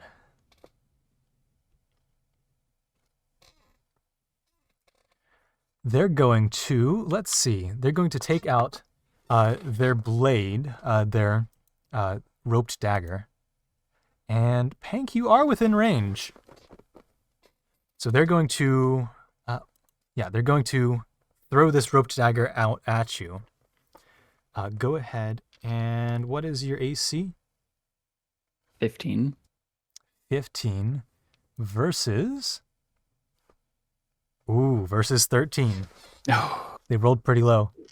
So you do save, but they're going to use their bonus action now to see if it can come back and hit you.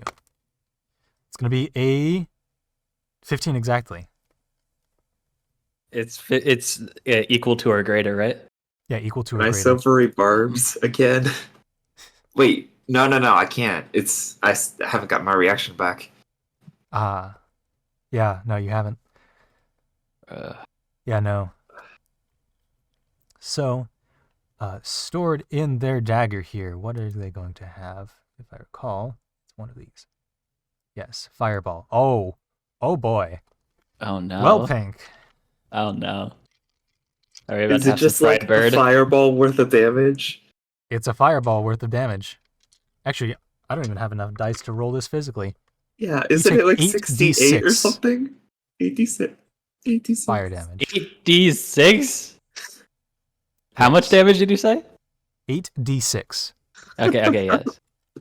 Oh, and actually, that is not a roll to hit. That's a saving throw. You save, it's a DC 15 wisdom Okay, to so half damage. okay, I was about to say, yeah. Now, good thing is even with max roll, it cannot kill me. Mm-hmm. But oh, what saving throw? Wisdom. 15. 16. 16. You save, taking, if I recall, we're rounding up to speed up combat. So, equals. You take 19 fire damage. Oh, Ooh. that was still a rolled lot. high. Still rolled high. Yeah, that was a high roll. Mm-hmm. That's going to end his turn. Wow. You're grounded, but he's 10 feet up on one of these pillars. And is gravity still doubled, or was it just for Gravity that? is still doubled. Am I able to fly at all, or was I just caught off guard by There's that? too much gravity to get off the ground. Okay. Shoot. Okay. He, however, seems unimpeded.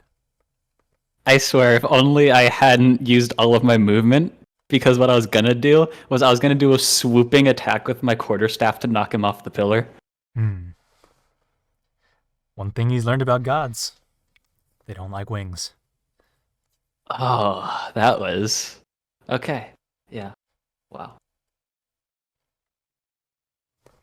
So that was his turn? Yes, that's his turn. That brings us back to George. No, that brings us to Gregor. So it brings us back to George. Ah, I thought you're. Don't play with my feelings like that.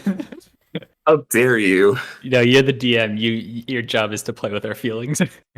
Still, how dare you? Okay. Oh my gosh. I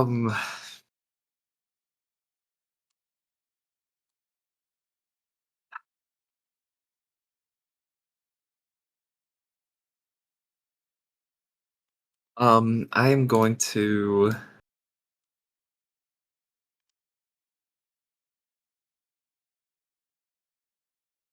I'm going to guiding bolt. Okay.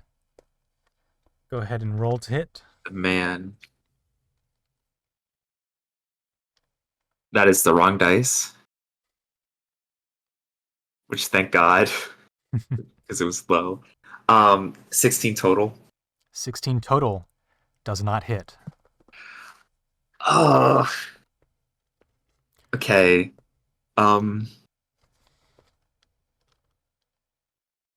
How hurt does Pank look? Hank is not doing the best, but is above half. Yeah, 1/3 down, almost exactly. Okay, I'm going to try to weakness again. You're gonna what? Identify weakness on this Okay. halfling. Insight check 15. I rolled a 3, Wow. so I don't have +12 to insight. I'll just say that.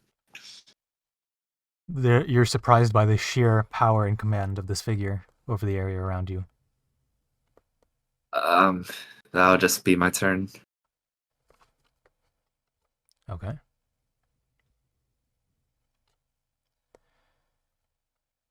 That would then bring us to Pink. Okay. Actually, at your failed attack, the halfling is going to say, "You're going to have to try harder. Dig deeper."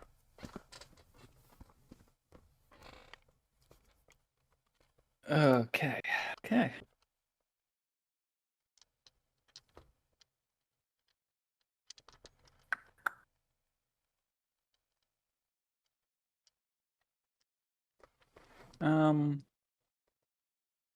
I am going to. So when I have 2 attacks per action, Mhm. that does that also mean like 2 spells per action? Um, You I have to forget have the exact a ruling perk on for that. yeah. Okay. So it's okay. But does I'd a say spell one of them count? can be a spell, though. Yeah. Okay, yeah. So I could do either 2 physical or like 1 spell, 1 physical. No, Gotcha. I think to have 1 spell, 1 physical, you have to have the perk for it. Mm. Oh, okay. So it has to be then 2. Okay, I think gotcha. it's War Mage or something like that. Okay. Mm. Yeah, I always forget the ruling on that. Oh,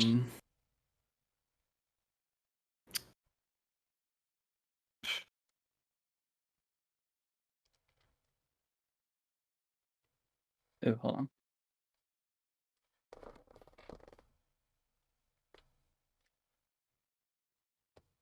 I will remind you, you have some special arrows. If there's any time to use them, it might be now. That's true. That's true. Also, just a quick like logistical type of question. I have Mhm. wild shape. Mhm. As an action, you can magically assume the shape of a beast that you have seen before twice per short rest. Yep. There's David? a challenge rating cap on that, though.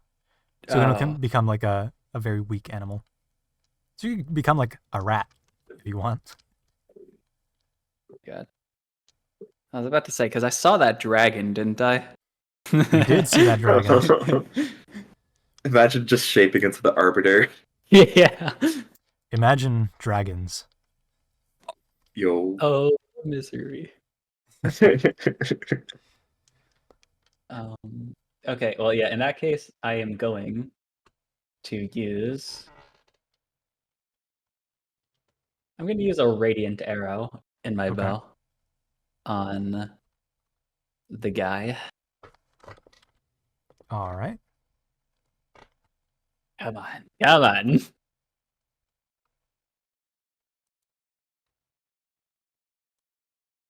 Does an 18 hit? 18 does not hit. What? Oh my gosh. What is?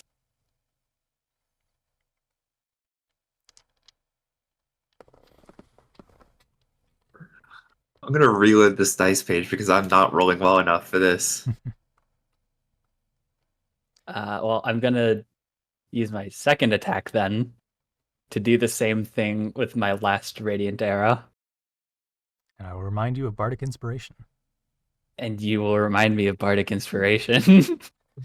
Thank you.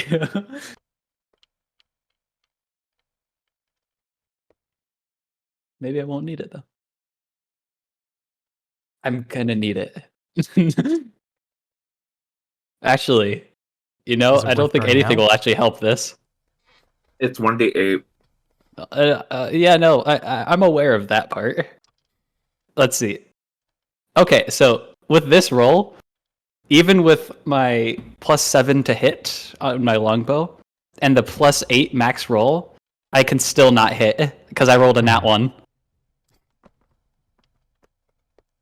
Rip. So I will not use it because mathematically it's impossible. See, is there anyone in your line of fire? No, don't tell me. It deflects off the thing he's holding into George. Okay. I gave a skill check to the person on top of the pillar, and they got a natural 20 on that skill check to be able to use the device to manipulate space to warp the arrow's path towards Are you George. serious? This guy is broken. He is.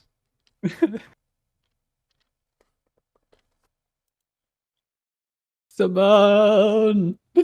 So roll your damage.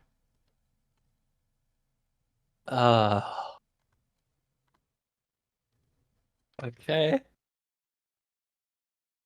So that's gonna be 1d8 plus 4 plus a d4.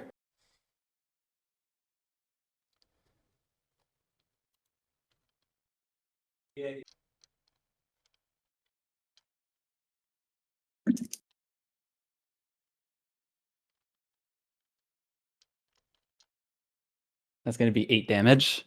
I rolled fairly low. This is the one time I want to roll low damage. That's good. Yeah.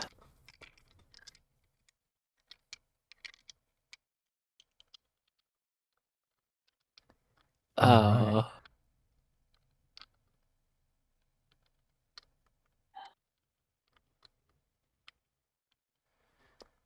So, let's see. What will he do now that it's his turn? Unless you want to do any movement. Paul. Yep, I'm thinking. I don't know how good of an idea it would be for us to be right next to each other. Although it would prevent you from being within my line of sight, I guess, but I I don't. feel like you'd have to get another nat 1 for something like that to happen again. Yeah, I still don't think it's a good idea for us to be together, so I'm gonna just stay here. Alright. So, with his turn,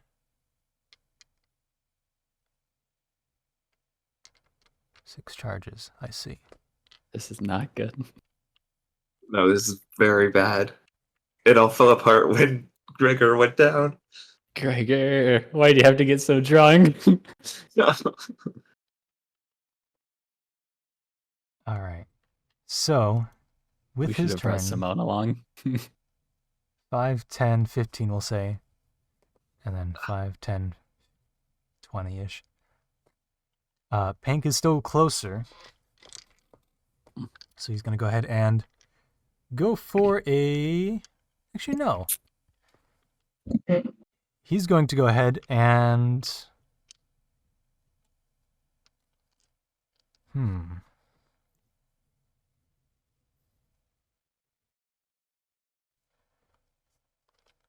Create a miniature version of that black dragon. No. Oh, no. Ah. And construct that in an area near him. So we'll say here. And that is going to go ahead and make an attack roll against Pank. I believe it's a roll. No, it's a save. A Dex 15 saving throw from you, Pank. I'm good at those.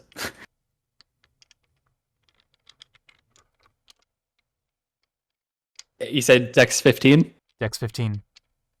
Oh, I rolled a 15. Try a 22. Sick. All right.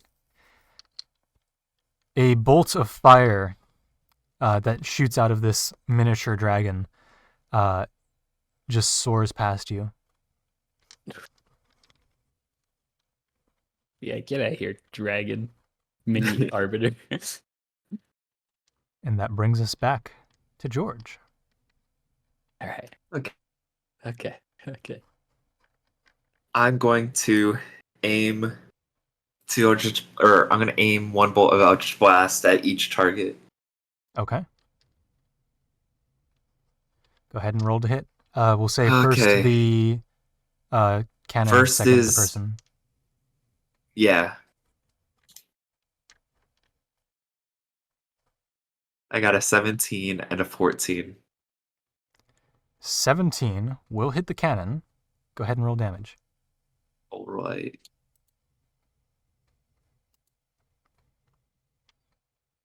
Max damage. Let's go. Let's go. Nice. It's 10 whole damage. 10 whole damage. All right, that's good damage. All right. I will just Did not give take this the cannon thing out. 10 damage. All right. So the cannon takes a little bit of damage. And Oh, it no. begins to turn towards you.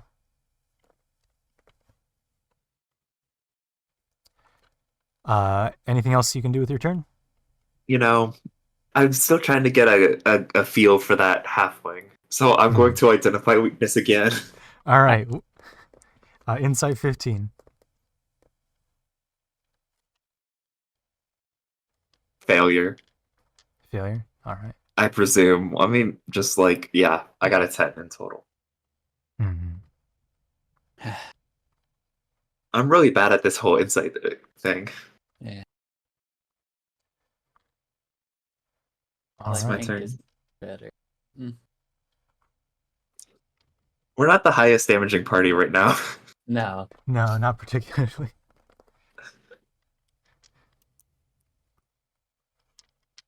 So, next in initiative is Pank. Okay. This is fine. We're okay. We're okay. What I'm gonna do. Quite well.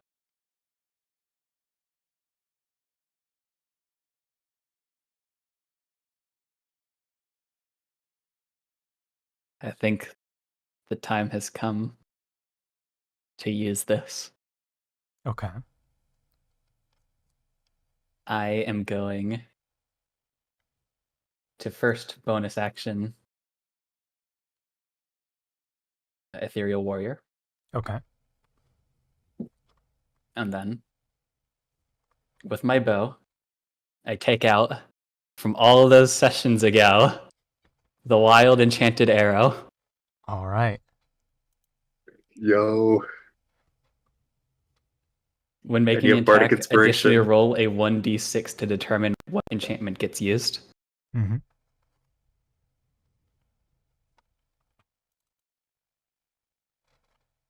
And I shoot it at the guy. All right. You still have your Bardic Inspiration. Yep.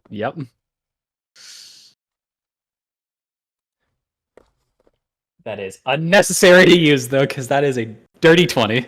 Dirty 20. Just hits. Just hits. That is his AC. 20 AC. That's his AC. Go ahead and roll me a d6. Hey. Wow. That's a 2. That's a 2. Yeah. Auto critical. Oh.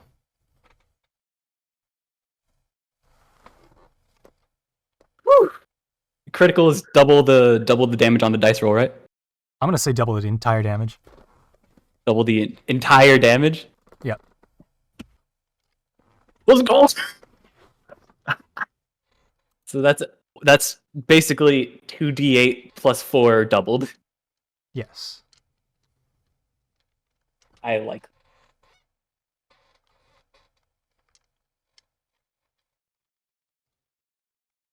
Roll this one twice. Up there.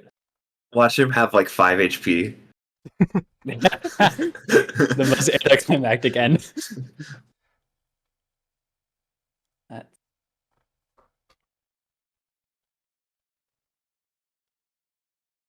That's 20 damage.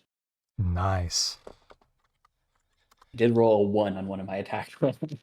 Now that's we're getting okay. somewhere. Anything else you want to do on your turn? That was only one bow attack. I was. So yeah, I don't have any more special arrows, so I will just use a regular arrow at him now. And I still have my bardic inspiration. I think feel you like I'm spent probably it. gonna. Oh, you What? didn't. Right. Nope. I feel like I might need it this time. Hopefully, I'm probably not though. Hopefully not.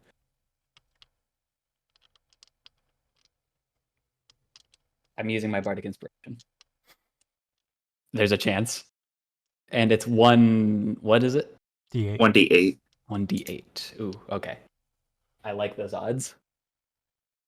So just to make sure that.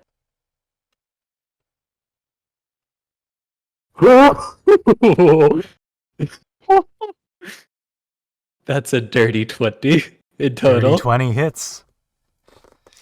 I rolled an 11 plus 7 is 18, so I needed at least a 2 with the bardic inspiration, and I rolled a 2. Very nice. Okay.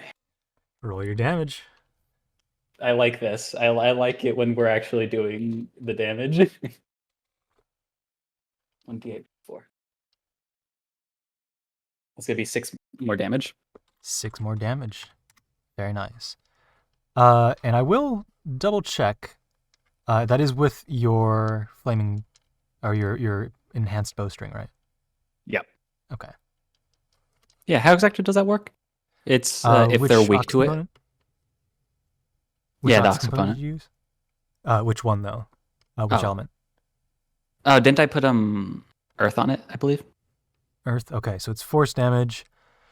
And which level of ox component did you use?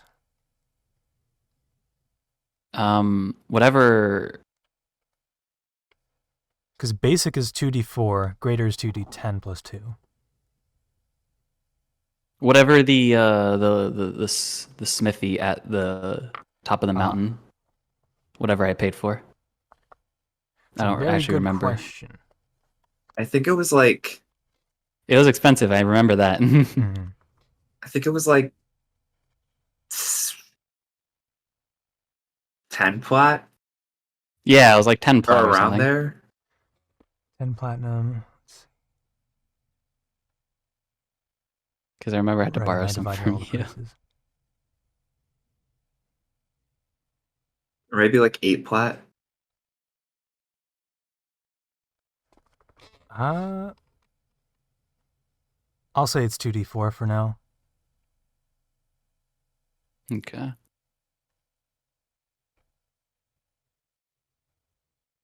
I don't know. So that's an extra 2d4 on top of it? Extra 2d4, yeah. And make that 4d4 because you had the other attack too. Gotcha. Jason, if you want, or actually, Paul, during your turn, you can double check the video archive. Yeah.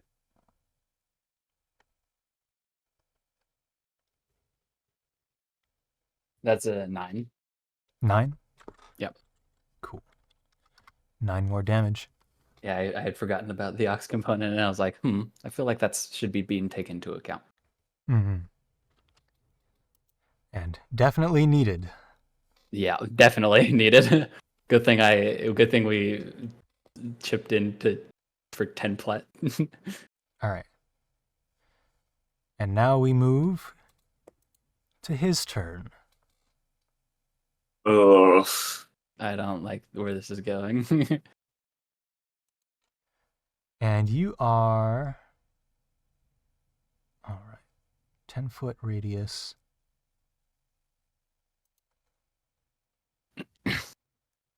It's one or the other. Okay.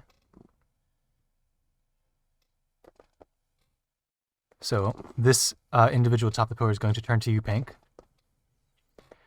and summon a lot of this energy and blast it towards you, casting Shatter. Shatter. Oh, what the fuck? Is that That's a high level spell. I mean, Higher. only it's higher. 3rd level. I'm What gonna was that? counterspell it.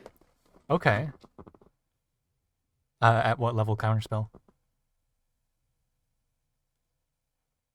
So either it's DC 13 or you use your highest level spell slot, I think. I'm gonna go for the roll and cast it at 3rd level. Okay. So the spell dissipates. Oh, Wait, what? His spell dissipates. Yeah. So counterspell works. Okay. Because you went Right. with 3rd level counterspell.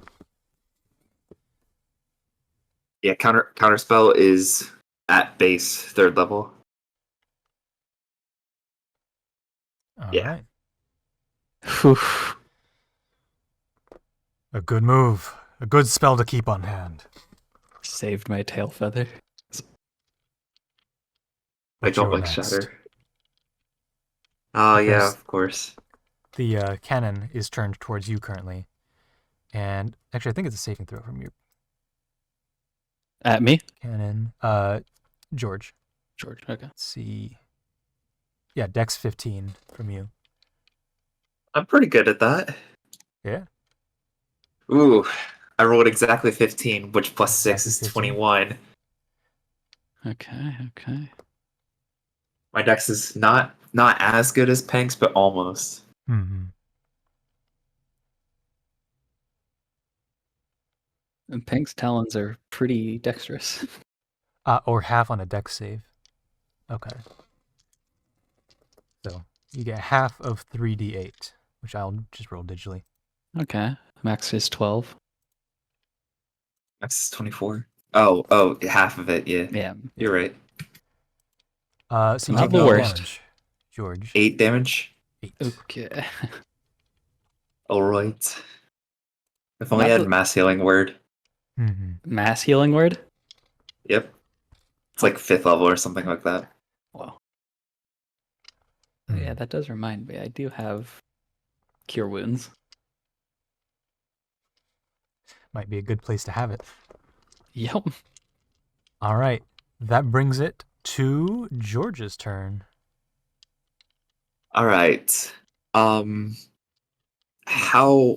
So Pink hasn't been hit again since he took... Correct. Yep. Okay.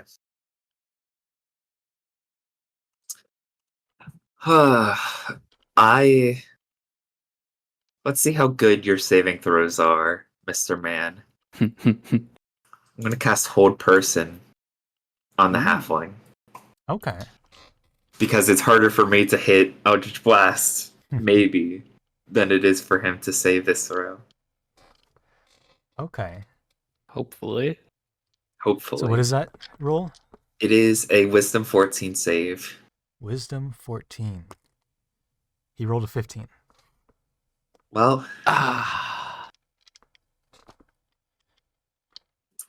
so much for that. And you know what? I just rolled a 15. So I could maybe No. do it again. You're going to do it again? I would like to try to identify weakness. Okay. Oh, was that your identify weakness roll? No. I got a 19. Let's 19. go. Identify that weakness. You created the weakness, or identified a weak point, which is weak to piercing damage. Piercing now does double. That's big. That's big. That's very big. I sold my bow. It's okay. I have a bow. It's okay. Oh, cool. Imagine if we had the weakness with the autocritical. Crit? Would that have been 4 times damage? It would have. Wow. That would have been crazy. I could throw a dagger at him. Next turn. Yeah. I'm done now. All right, that But brings us would to throwing a Hank. dagger, would a double damage dagger be better than the damage of one of your spells, though?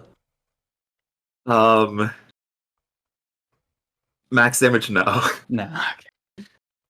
Yeah, so you see that the seams in his armor would be weaker to piercing damage, if you would like to communicate that. No, you could probably stick an arrow in there. It's up to you whether or not that gives you enough information.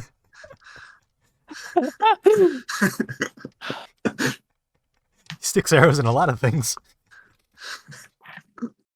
I'm But trying like to really good. I'm trying to be objective about this. I don't I can't just say the thing that would be objectively better.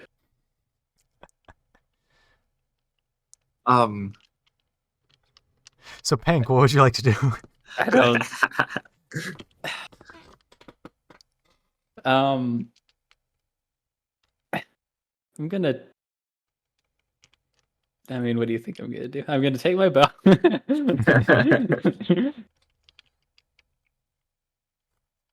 And yeah. Maybe I don't know if that was enough information. It probably wasn't. I'm gonna be so for real. I don't think it was. I hate to say the thing that is worse, but objectively speaking, in character, I don't think that would have been enough. So I'm gonna Like a say really, really good arrow, you know.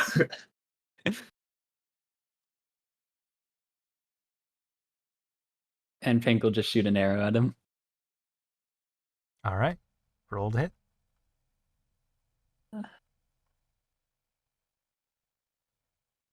That one's nope.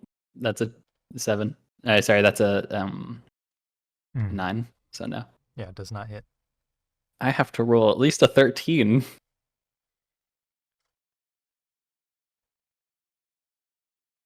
Ah, does a 26 hit? 26 will hit. I like that number. It was a 19. It should have been a 20 because that would have been good. Another crit. Another crit. But I mean, I do have to attack. Either way.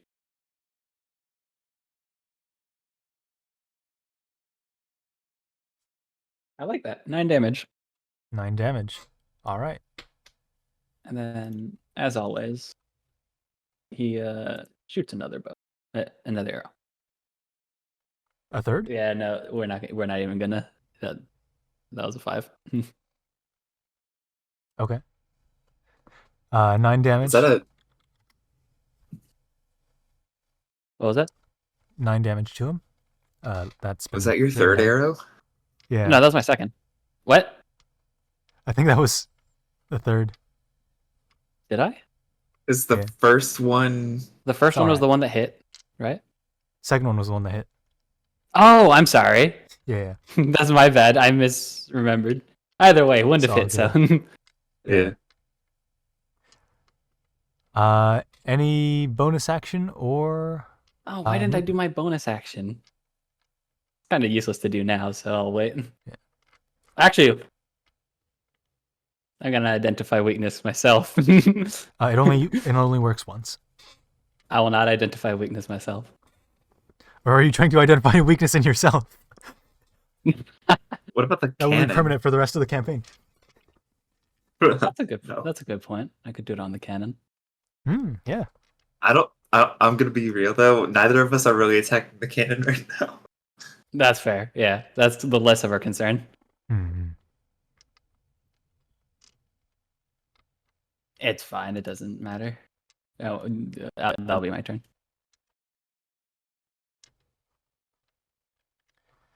All right. So that brings it back to the halfling's turn. My Who's next going to turn, try the actually, yeah, he's going to try the fireball. George. Oh, Wait, no, he was facing Pank. That's right. So he's going to fireball at Pank. Again. With the dagger. No, just a just straight spell. fireball. I would like to counterspell. Yeah, go ahead and try. Third gonna level use third counterspell. Very good. Now take this. And he fires the cannon. Oh no. That's a saving dex save from you, 15. Yes. Let's see. All right, don't fail me now. I don't think it failed me now. It didn't. 15. 15 exactly. All right. Another 8 damage to you, George. Ow. That's chipping away, but it's better than taking 19. I am I'm a little hurt. So it's my turn now? That is your turn, yes. Okay. After seeing how Pink was firing, I'm gonna realize I was not very specific. So his armor, right? It has little cracks and pieces in it. If you were to aim very specifically, you could get between those. So your arrows would probably be way more effective than any other strike. If I were to stab at him, it'd be way more effective than just hitting him or whatever. I think your 6 That's seconds of what I dialogue meant. is taken. I think he would have gotten the idea within the first like few lines of it, like the cracks and stuff, plus really good arrow from before. I think he would have connected the dots. And I am running out of spell slots. I'm going to. Oh boy. I'm going to cure wounds on myself. Okay.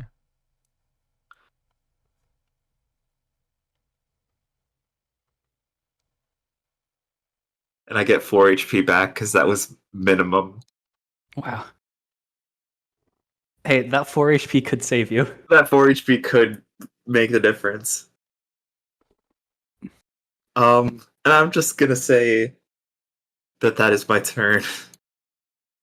Hmm. Let's see. If I'm remembering correctly, George doesn't have that big of a health pool. No. I think he's the lowest of the party.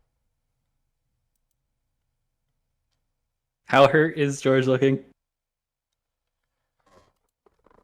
I think he's about half. I'm a little bit under half. I'm not looking the best. How far away am I? 10, 15, 20, 25. That is my walking speed. I will go as far as I can to the left. Will do. So 25. And I will cast Cure Wounds at 2nd level on George. Oh, difficult terrain. Because the Oh, shoot, right. Well, yeah, 5, 10, I'll get to you next 15. turn. Well, no, You'll- I'm still going to move, yeah. Okay.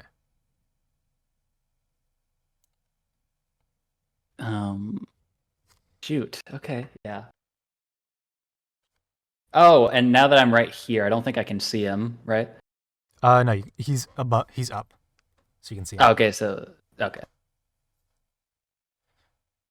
No, is the cannon on the ground? Yeah. Oh, I'm right in front of the cannon. Okay. Yeah. I mean, if you want to be there, you can be there.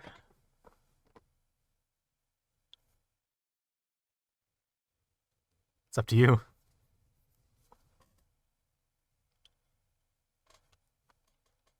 I don't. Hold on.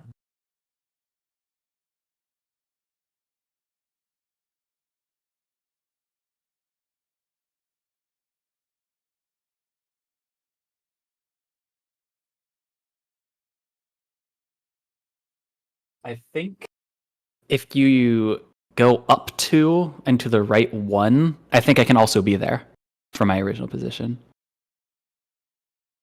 No, sorry. From the position that I was at. So just go there, and I guess from there. Yeah, right there. Up 1. I think I can be there. Yes. Yeah. So I will be there. So I'm not right in front of the dang thing. Yeah. All right. So that's your movement, Pank. That's my movement. And with being able to connect the dots now of what the weakness is, I I will shoot my arrows at the guy, All right. but this time aiming for slats in the armor. Yeah. So go ahead and roll your hits. Please, 13 at least. That's a 13. Let's go. All right. Okay. So one hits. So yeah, that one hits. And is this double Any damage? bonus You said action. bonus action of the Ethereal Warrior. Okay. As well. Yeah. Yes, and this would be double damage for any piercing. For just the piercing damage, Just not the the piercing. extra die. Yeah, gotcha.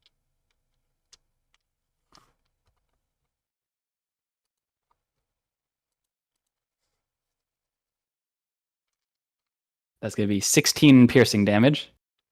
Or I guess 16 total. 4. It's 8, which will double to 16. Cool. And then we'll add the D8 from Ethereal Walker. That's just straight force damage. So Oh wait, I just added that to Gregor. Oh no. no, He's really dead. his green light motes just so happen to be in the line of attack.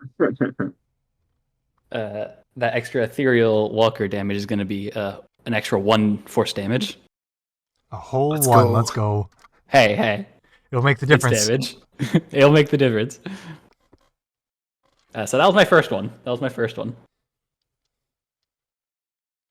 God, I love being able to attack twice. Rangers. Oh, that's a 26. That'll hit. Good.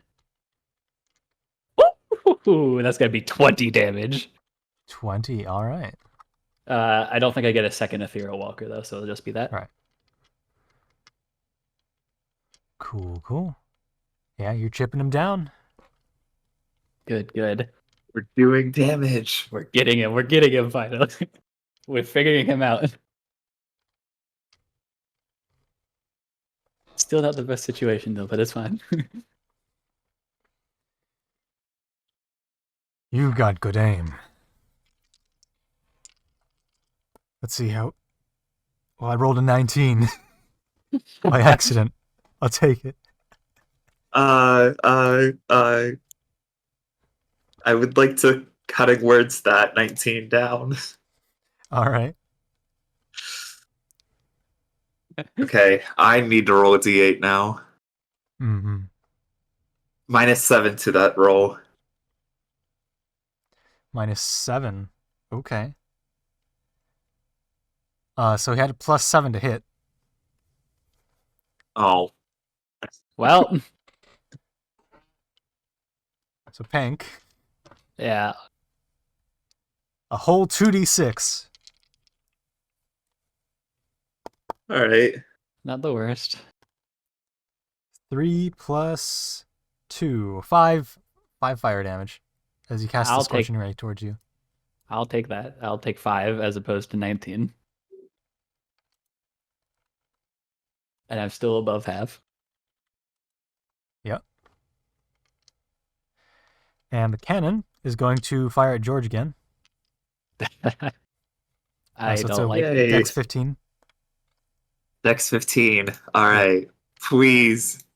Dexterity, don't fail. Okay, I know what I need.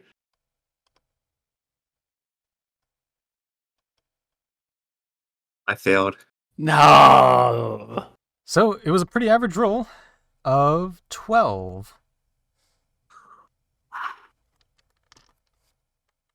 Wow. Okay. Okay. I feel like you're not doing too hot. No, he's doing very hot. Too hot. That's the issue. Okay. This sucks. So it's my turn now. Yes, that brings it to your turn. I think you should heal yourself, and I'll I'm heal going you. to I'm going Yeah. to heal myself. I have a 4th level spell slot. So do not heal me. Okay. And I heal myself a total of 19 HP. You're going to need that. Seems like it. Alright. I'm feeling a lot better now. And I'm going to give a bardic inspiration to Pank.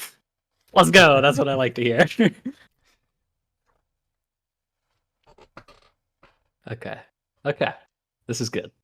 I'm very quickly running low on resources. Yeah. I cast a lot of spells in that downtime before we figured out what we needed to do, so. That's the end of my turn. Oh, actually, I'd like to move. Do I want to do that? I'd like to move 5 feet up. 5 Just feet 5 up. feet up. Yeah. Closer, you mean? Or you mean like Sorry? what I just do?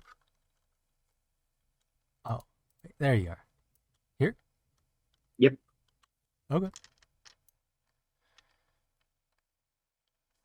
And that's the end of my turn. Okay. I am going to move to George's side still. Not to heal. But let's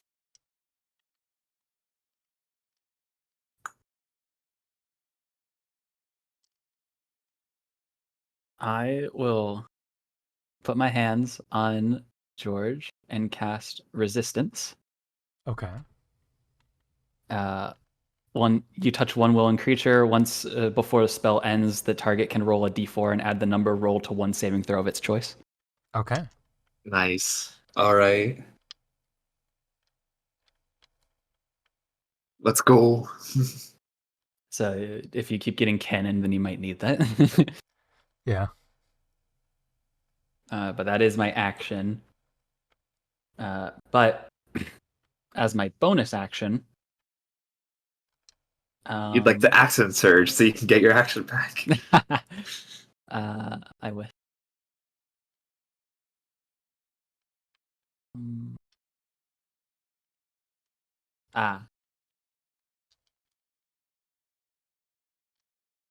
That is concentration.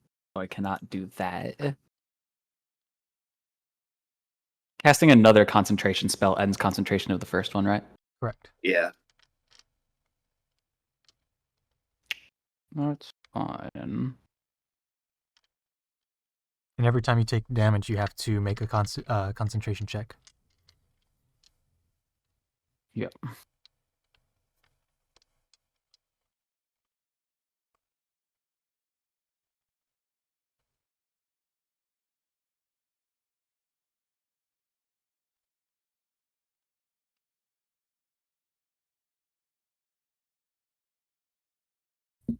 Okay.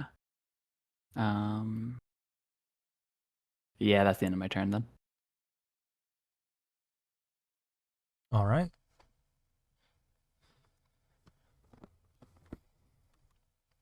Well, thanks for gathering. Fireball. Oh, God. Oh, right. I Dex forgot about 15. Fireball. I don't have a counter spell. That's okay. We have Dex decent. 15. We have decent decks. We have decent decks. Do I get to choose when I add my resistance?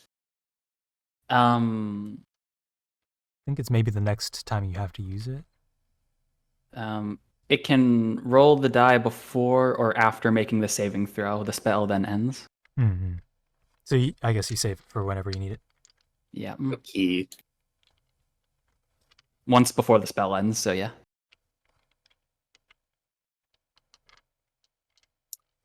So you need to roll. You don't need to roll that high. No, without resistance, I saved. Oh, okay, good. I rolled a 18 without dex, which would Okay. be, I think, 24 in total. What was the DC to save? 15. Specifically, the stat was Dex. Yeah. I didn't save. All right. So, Pink, you take 31 damage. Wow! And George, you take 16. Uh-huh.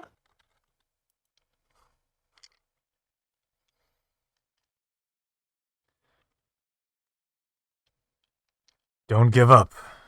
Not yet. As he's about to shoot me with a cannon. As he shoots you with the cannon. Dex 15. Dex 15, yeah. Saved. Saved. Without the All right. resistance. And Paul, you're also there? Oh, Oh no. am I? Yeah. Oh no. You have to save this, for sure. Oh, it doesn't matter if I save this or not. Are you at like 1 HP? Yes, I'm at He's 1 at HP. 3. Oh. I miscalculated. It does not matter if I save, but I'm still gonna roll. All right. What George, saving what's your throw is save? it? 15. No, the Dex. stat. Dex I did save. That's a 21. 21. You do save. Doesn't matter though. And then I don't George, think you so. saved? I saved, yeah. Even if you rolled Okay. a 1 and if it's a 2 damage, then I'm down. If it's 1 damage, then I'm Alright. down. So So, you both save against 16 damage. You each take 8. well, yeah. Bye bye. You're on 1, Jason. I'm on 1 HP. Well, we've been in better situations before. Alright. You can't hear me out because you're on the ground. I cannot. He's on the ground, right? No. He disintegrates into light. Fuck. Peg is gone. Will you continue to fight, even when you have no allies left? I don't think I even live if I heal myself. I think I have to go for the kill. Is there a kill to be had though? I don't know. I don't think so. But I don't live.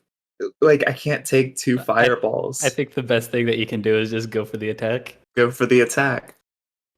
Maybe we did chip him down enough. Okay. Which I haven't hit this guy with Eldritch Blast once. Got a double Eldritch Blast this guy. I'm going to double Eldritch Blast this guy. And double Alright. critical. Imagine though. Okay, I'm gonna clear the log. I'm gonna close my eyes and I'm gonna click twice.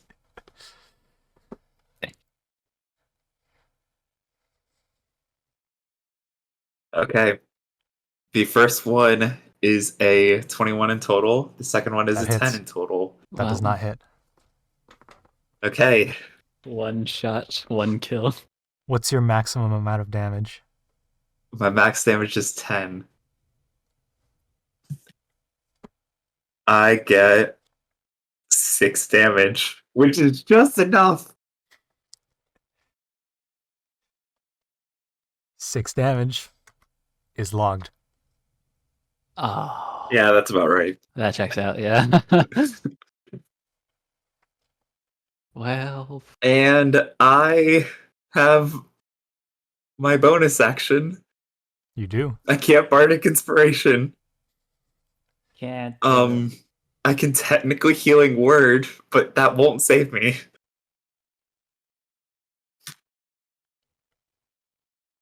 Can't say we didn't try. Let me see. I have... That won't be able to come up. What does it take to bring someone up? It's just if you heal them, They just then need you can to go back. stabilize They, them. yeah, they just need But you to... need a body first. Oh, Yeah. that's right. That's right. I would have healed you so you could shoot your bow if you were around. That's right. I did disintegrate into light.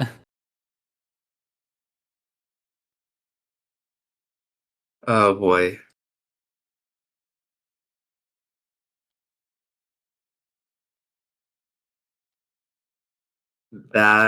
Wait.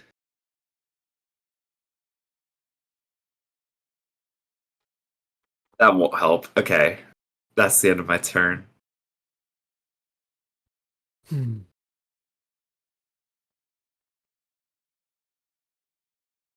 All right. He lowers the pillar to get onto your level.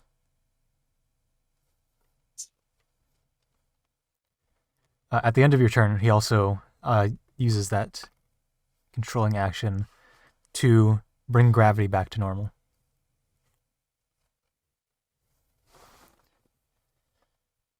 He walks up to you.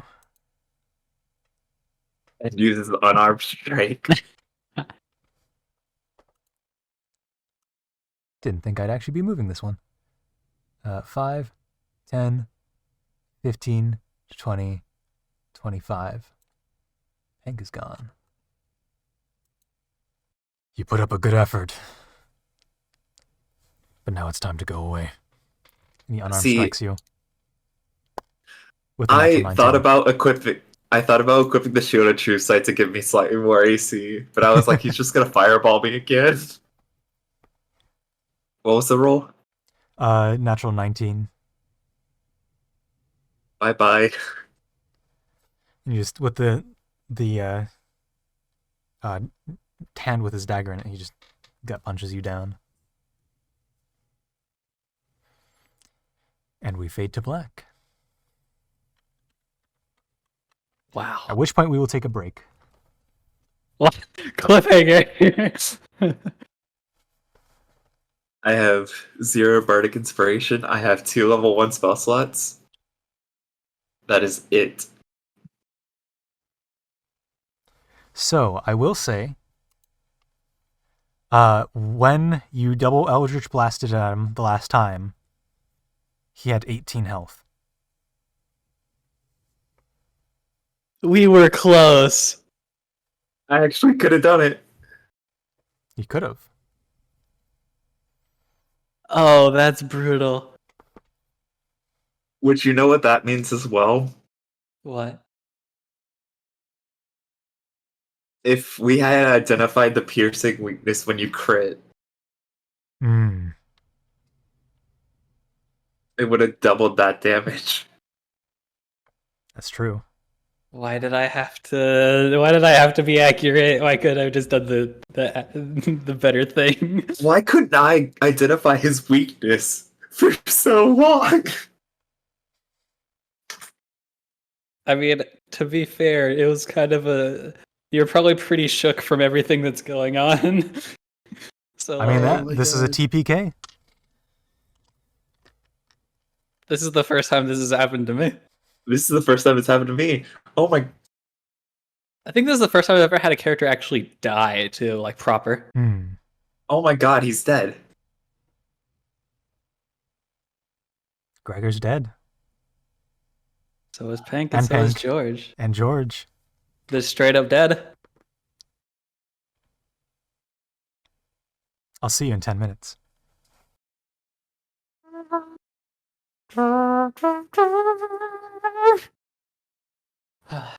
Godspeed, Pink.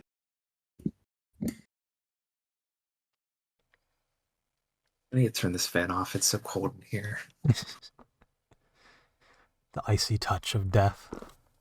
No. Well, it pains me. Oh, this damn.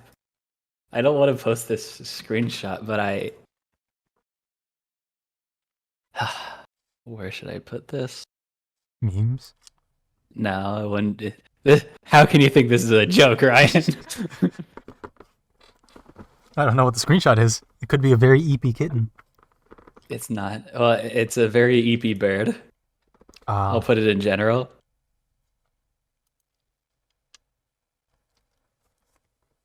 Oh no!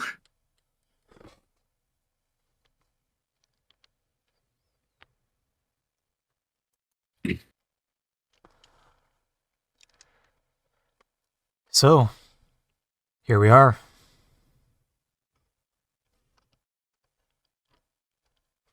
Oh. 1 second, I'm going to do the same thing. Oh boy.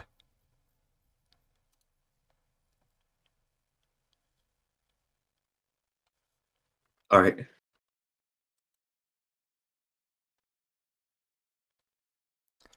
Well. So, You all wake up in the tavern. We're What? alive. What? Hank, George, Gregor, and also Simone's here. Wait. You all wake up in the tavern. Everyone else here seems to be slumped over asleep.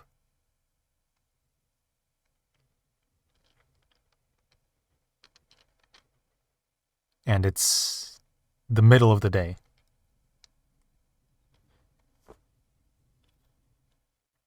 So we're at full HP. You all have long rests. Let me get rid of this saves then. Long rested up. Yeah. Um. Oh.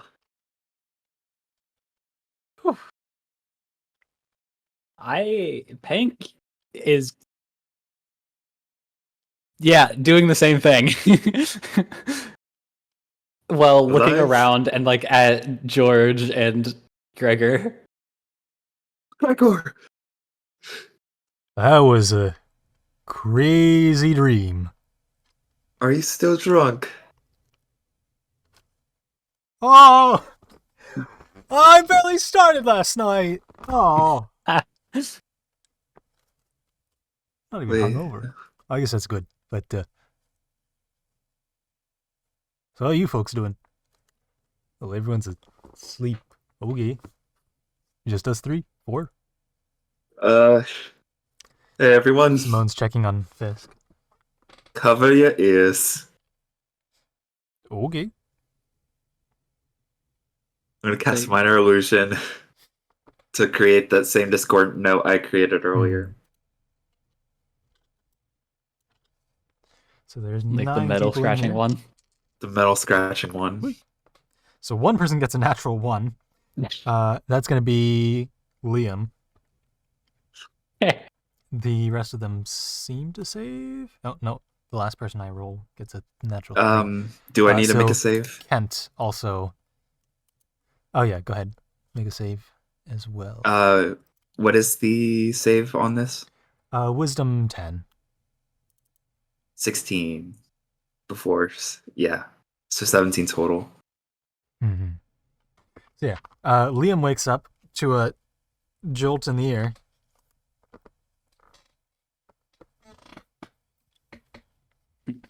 Oh. Oh. I must have fallen asleep. Oh. Must have been a crazy night last night. How did we get here? Are we back at the mountain village? No, you're in the same tavern as the dream. Oh boy.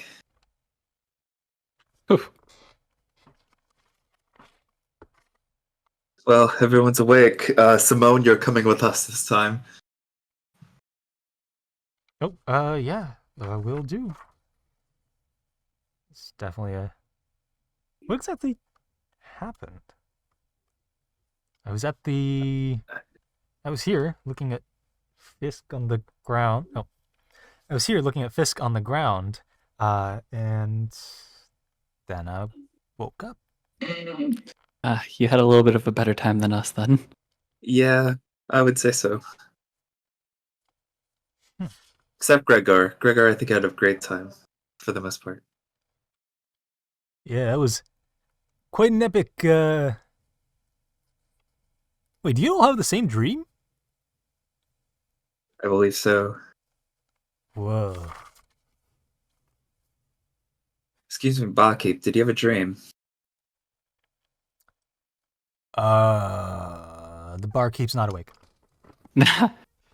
What the fuck did I not wake him up? Did you only wake up Liam? So you woke up Liam and, Kevin, who's in that corner by George.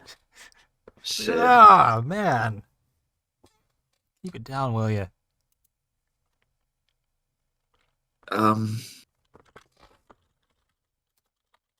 Should we wake up the rest of the people?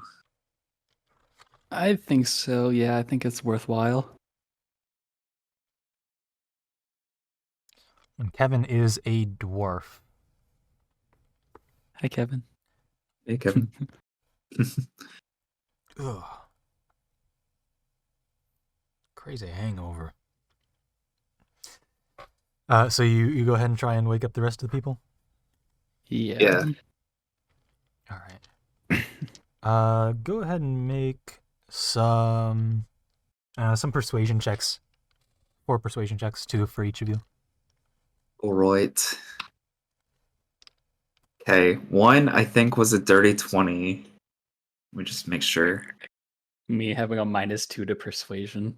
Yeah, one of them was a dirty 20. The other was a 12. 4 and a 12. 3. 4 and a 3. All right. So George, you also wake up Shion, who is an Aarakocra. Oh. Ooh. Can I help you with something? Do you remember what you were doing in your dream? In my dream? Were you dreaming? Sorry. You know, it's the funniest thing with dreams. I can't seem to remember. I suppose not. Huh. Alright.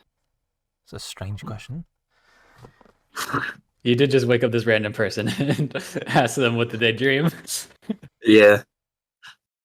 Back to patrol, I guess. Oh! It's the middle of the day! Oh. I'm late. She picks up her weapon and walks out.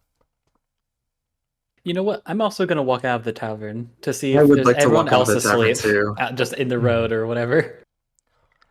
Yeah, so there are a handful of people just sporadically. There's like 1 or 2 people out in this ravine that are just asleep.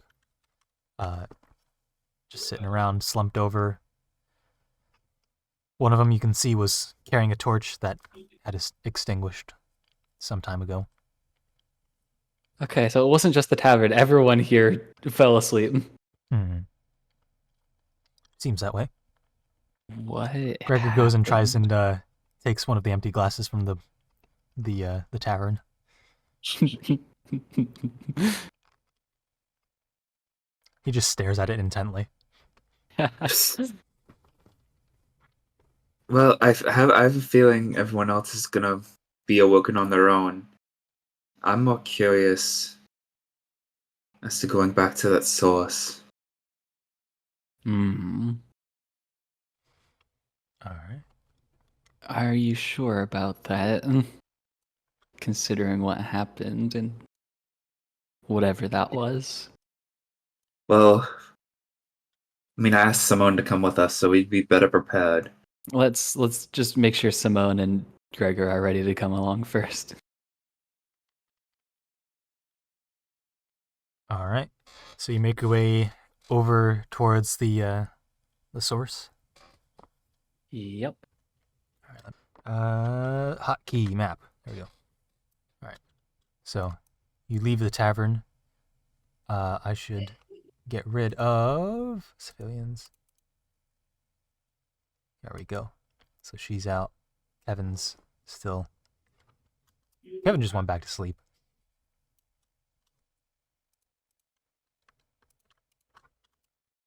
So you make your way out this way towards the source, which was around about here. And you see a halfling sitting over here, just on the edge of the fountain. It's an older man with probably about, 4 feet on a good day with a Newsies cap.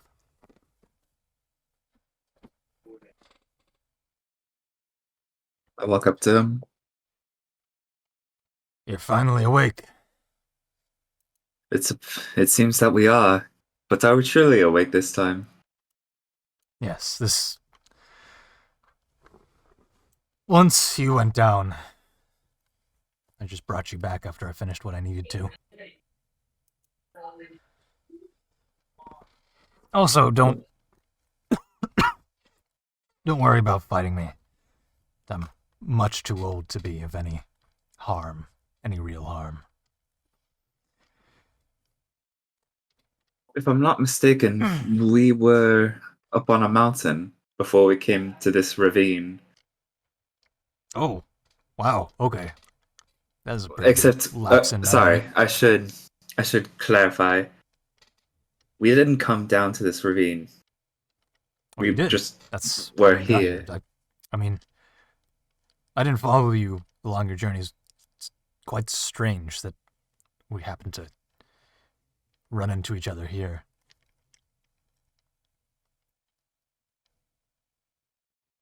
Strange. What is this place? Oh, this place. This is Ryodon. It's one of the major towns for the Hunters Collective. Um, I'm sure you're relatively familiar. They protect a lot of the Hinoki Shelf from elementals. What's interesting is that it's you four that woke up in that dream. I just figured it'd be some sort of fighting aptitude. Not just some random adventurers. It's curious, though, that he reaches into a bag, like a small pouch at his hip, and he pulls out something that definitely shouldn't have fit inside there. That long sword that you had seen in the dream, Gar's sword. Oh. The person you were traveling with had this. Looked into some things. No, not really sure how he came across it. But he also reaches into the bag again, and let me pull out some. He pulls out this device, which is the handheld item that he was using to control the world around him with the green beams of light energy. And then also, of course, we have the art that you've all already seen of the sword right here, which is not shrouded in shadow right now. So what do you know? What do you know of this sword? I grilled your companion, but he didn't seem to know much. I don't remember speaking much with him about it, if ever. And not seen it since he left. Same here. Well, I will say, you few put up a good fight. Not quite sure you're ready for what's coming, though. But it'll have to do. May I ask you something? Go ahead. I at least presume that the other two saw visions of these statues' previous lives when they struck at them. I know I did. I saw a big old dragon. Oh, yeah. When I hit the dragon, I saw it's the dragon.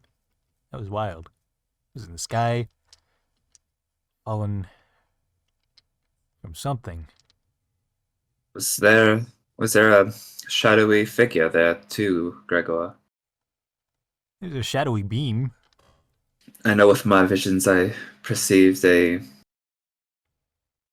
shadowy sort of a black shadow figure that each of those beings were struggling against.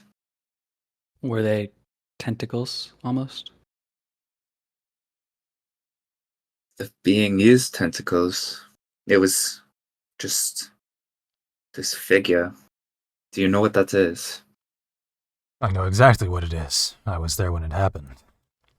But To speak candidly, freely, I'm gonna need to. He pulls out the device, and it begins to glow. Whoop, that's the wrong button.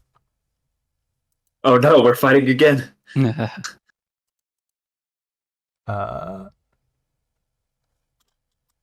gonna need to bring us back here. Whoa. And the world begins to fade away from everything back into this blank space. Actually, I think yeah.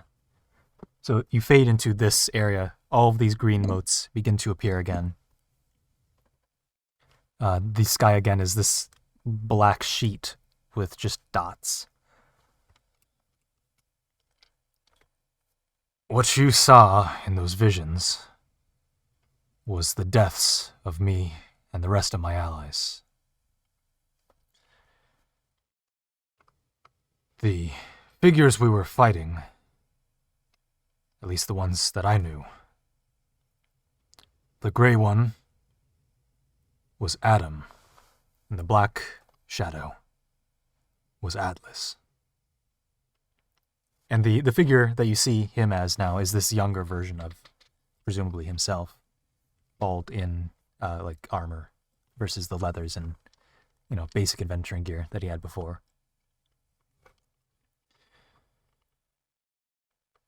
They are a couple of gods that may or may not still exist.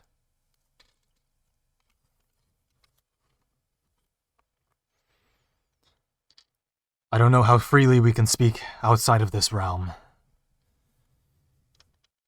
but it would be safe to say that not using their names lightly would be a good call.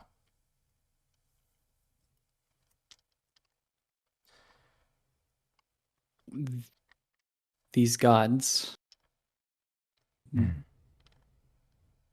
What, for lack of better way to say it, are they? Gods of what? I don't know what. They possess much more strength than any god recorded in history. At least that I could tell. I don't know if they're killable.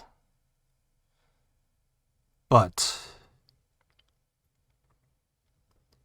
they need to be stopped somehow.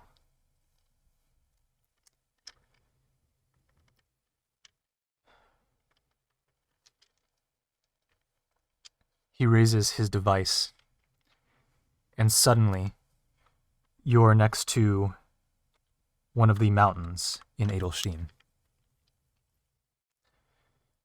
You see, back where I come from, these gods were behind some sort of plan to eat away at everything. You see this mountain begin to cave in on top of itself as this giant black sphere begins to develop,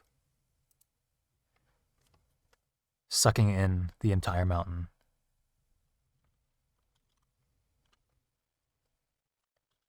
It's a rough first pass, but it'll do the visuals just right. Some uncountable number of these had begun rising up around the world, consuming everything around them. And it's my understanding that it's these two gods that were behind this.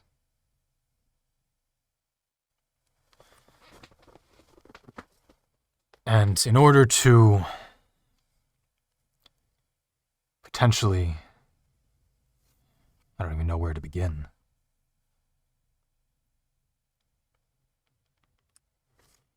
You see, the reason that you all were pulled into this realm of consciousness, was because I needed people to power my calculations. Because presumably, and in fact I know for sure for one of them, there are 6 crystals potentially 5, scattered throughout the world, that each have their own unique abilities. I've confirmed the existence of one of them, out in the Great Abyss. Unfortunately, I was never able to track it down. That quest ended in disaster. But once my calculation finishes, which should be in about 8 minutes from now, by my estimations, this device here should be able to pinpoint those locations. The reason I came to this village was to find suitable adventurers, to go out and find these. Because perhaps they would be able to wield their power, as I'm far too old to be able to wield them myself. I'm still learning your version of common. Even after 186 years. I thought you died. I did. You see, this whole world has died before. Possibly countless times. At least 3, as before, at the beginning of my own journey, I had a very similar experience running into an artificer, trying to pinpoint the locations of these crystals. We ended up defeating him. He didn't want to go down without a fight. We didn't understand at the time that he had some sort of greater goal. We just knew he was attacking the village that we were in, and so we took him down without asking questions. But everything you know in this world, I know a different version of it. And I'm sure the artificer I had defeated with the group that I was with had known his own version of how things were. The only things in this world that are the same as before I died is the geography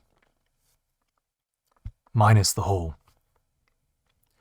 dark, all-consuming spheres. And citrine, strangely enough. Every other thing is slightly different. And I think perhaps that's part of the design of Atlas.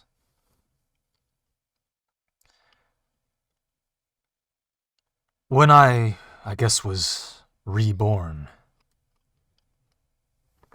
I tried finding the rest of my party that you had seen as statues. Unfortunately, history seems to have taken a different course. My companion here, he holds out the sword that is then picked up by the woman in silver armor who becomes corporeal, who grabs it, although her eyes are shut as if sleepwalking.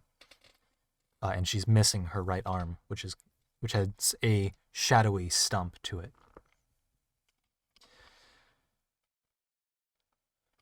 This here is Celeste.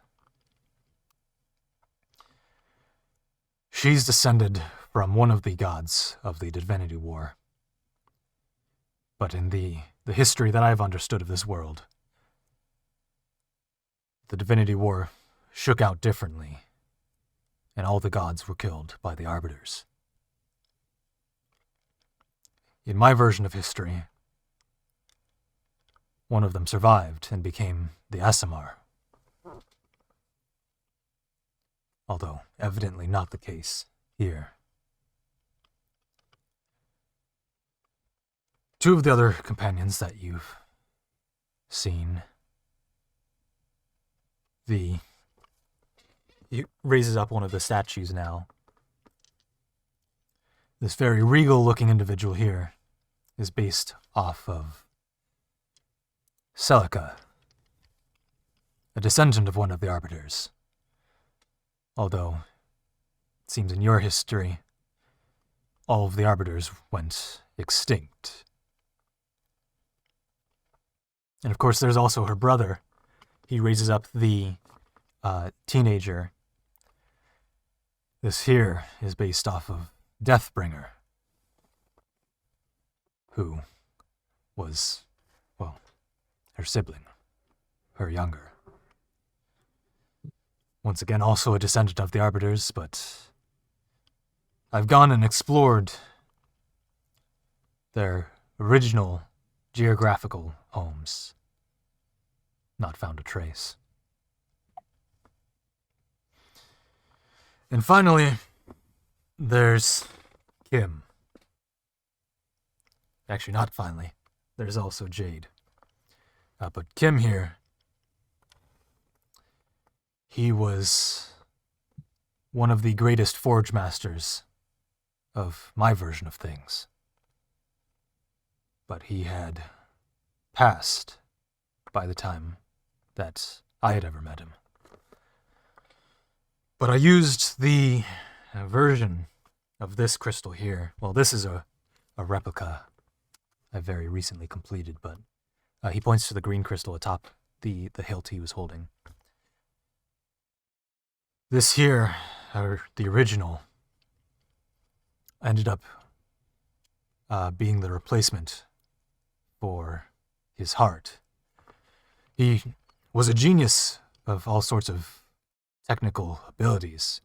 He'd figured out how to transcend his mortal body and graft his consciousness onto a machine. And he was able to then graft it onto this crystal, or its original, and build himself a corporeal body off of that. But when I went searching for his lab, it didn't seem to exist. So presumably he either was never born or never made it to the levels of success and knowledge that he was able to achieve. Never able to graft himself on the machinery in his lab.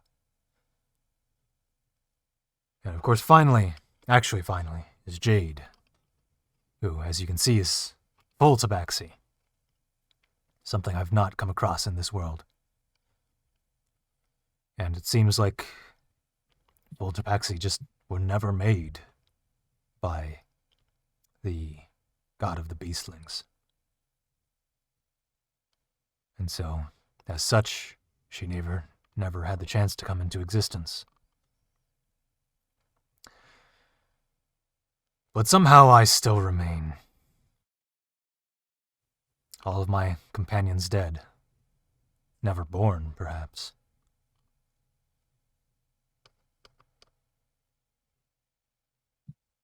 And here we are with you.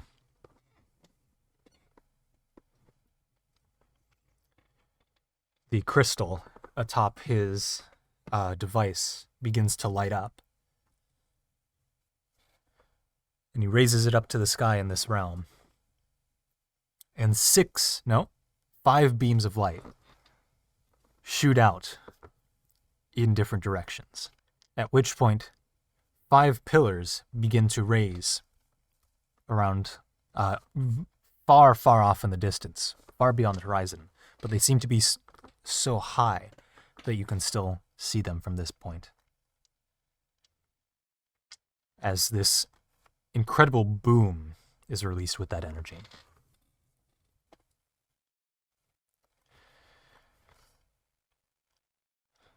Five.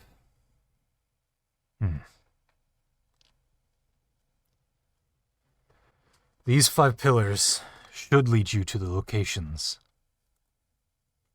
of the 5 quartz pieces that this device is based off of.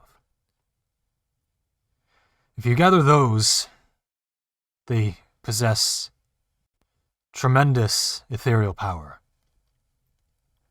that perhaps are able to withstand the attacks, perhaps even bring you onto a level worthy of combating the gods. The sword here that Celeste is holding is also a replica based off of one of them. And the original was actually able to withstand the strength of one of those annihilation spheres, allowing us to just narrowly escape out of their grasp. If there's anything that can combat them, it'll be the quartz crystals.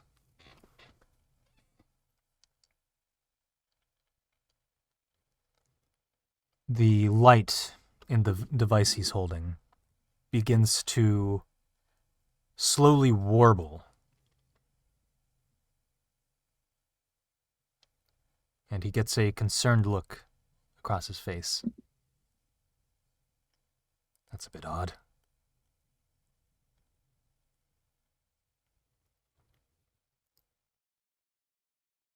Do you have any questions? I mean, was kind of a lot. Yes. I still don't quite understand. How do you remember before you died? The previous world, I guess. That I don't know. When I was younger, living with parents who weren't my original, but apparently were, in this world, my biological parents.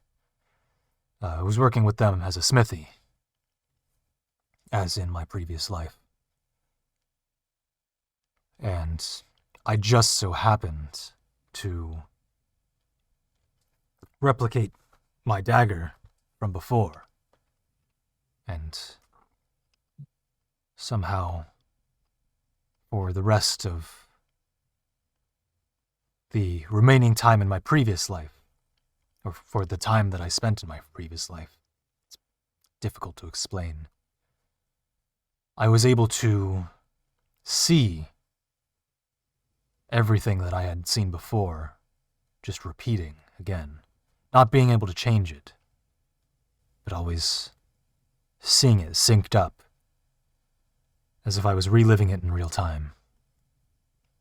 Until, of course, I was 46 years old, and the previous me had died.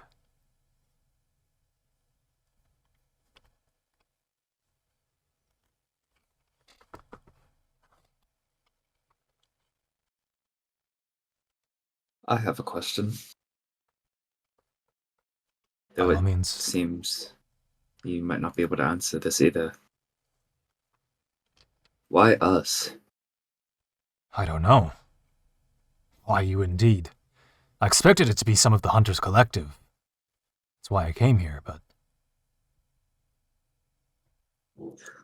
So, aren't you Hunters Collective? I am. Perhaps I possess some sort of aptitude, or... I don't quite know.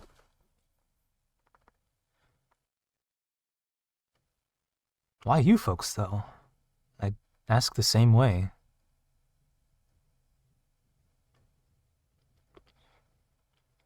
Yeah, I mean, I'm just a town guard. I Gregor, we understand why couldn't you... believe I'd have some greater destiny. We understand why Gregor is a part of this, but... Gregor just looks at you a little puzzled at that statement. Hank nods along with that. The halfling nods along with it too.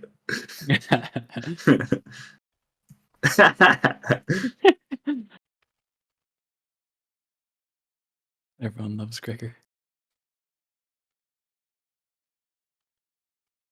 But yeah, I certainly don't know why I would be. I don't see why I am either. Perhaps sheer random luck. I mean, I certainly don't know why it was me who woke up in the realm of consciousness back when I started my journey.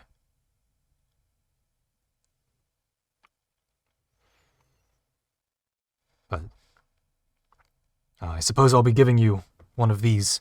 He holds up that device with the crystal, and he pulls out of the bag another one that looks somewhat similar, but it's a little different.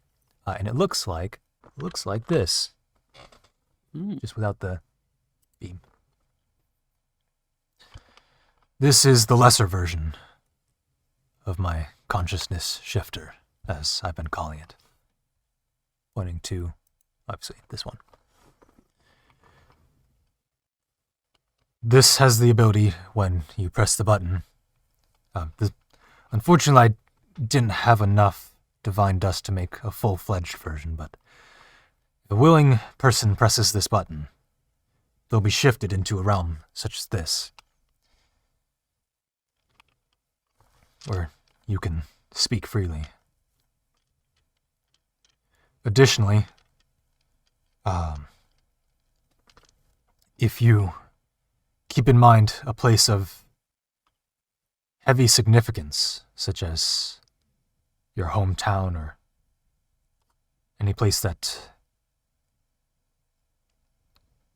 never truly leaves your mind, you'll be able to use it to teleport to that place.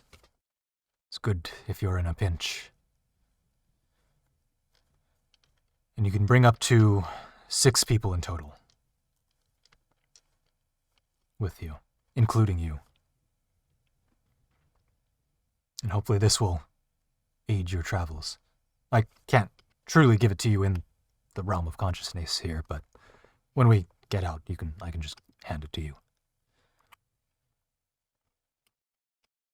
This place is similar to your dreams. It occupies a similar space.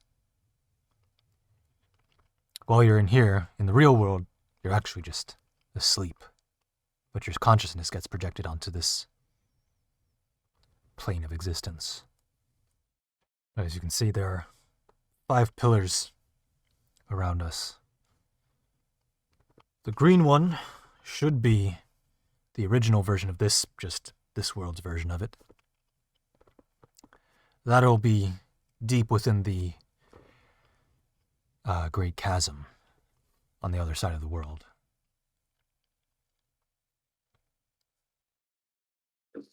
This was the one I was most familiar with. The blue one, off in that direction, I'd wager to guess is in Smeraldi, just as it was in my world.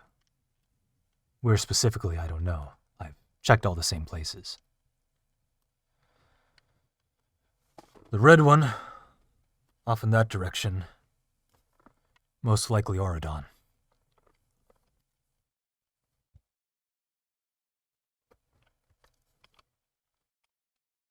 And I'm having a trouble counting as a DM. I think that was the 4th one. That was 3. Green, blue, red. Green, blue, red. That purple one, off in that direction.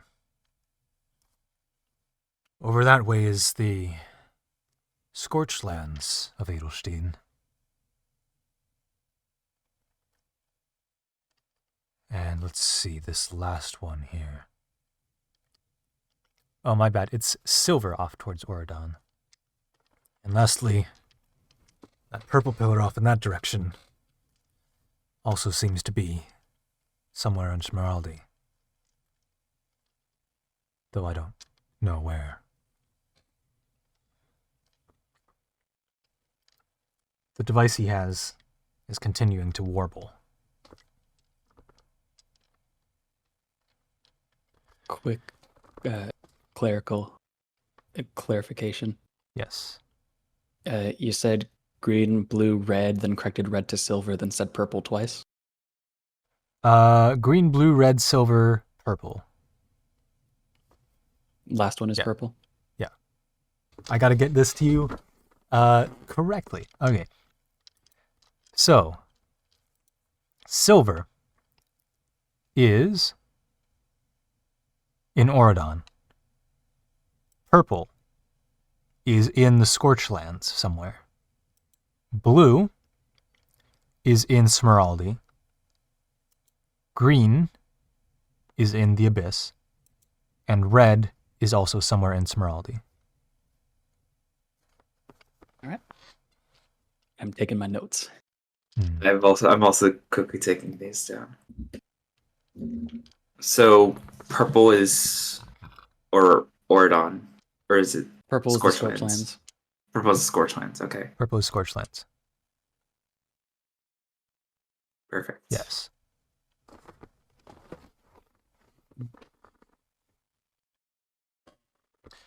And when you're in this realm with this lesser shifter, you should be able to just follow the pillars to their locations.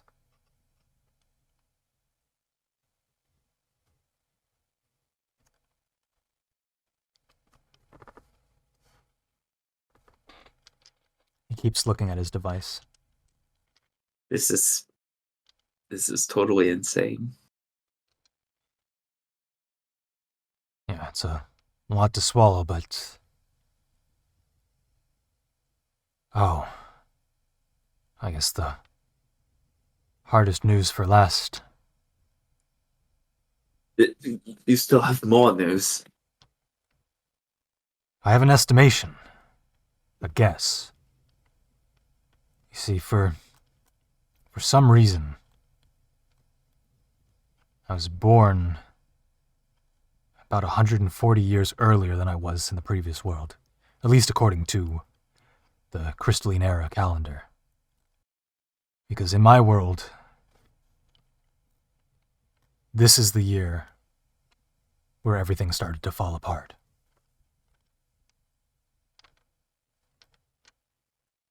Approximately in the middle of summer, if I recall. If I were to use the exact date, as it's a bit hard to forget, it should be the beginning of Sona, the second month of summer. DM question. Yes. What is the current date? So, with your amnesia, it's a little hard to track, but it is somewhere in the third week of Reagan, the second month of spring. And there are 3 months for every season. 3 months in each season. Each of them are 28 days. Okay. We got 3-ish months. The device in his hand begins to warble quite a lot. The light and the sound of it just keep going in and out, in and out. To now he's very concerned looking at it. He's trying to figure something out. He's pressing different buttons, trying to make something happen. Any final questions before we go our separate ways? As it's probably better to fan out. With what's her name? Well, in this world I've gone by Tjaden. I've had a handful of names in this world. But in my original world, my name was Jim.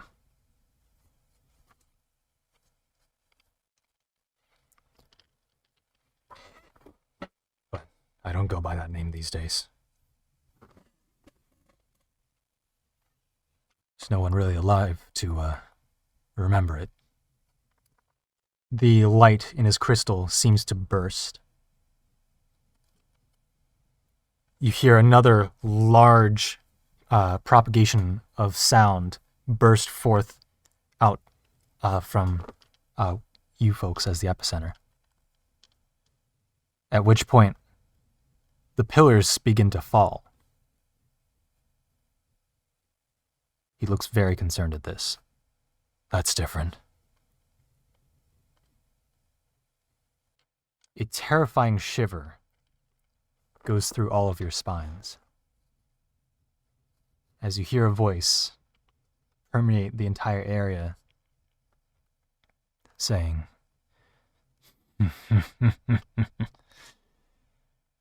"Oh, Jim, I've finally found you."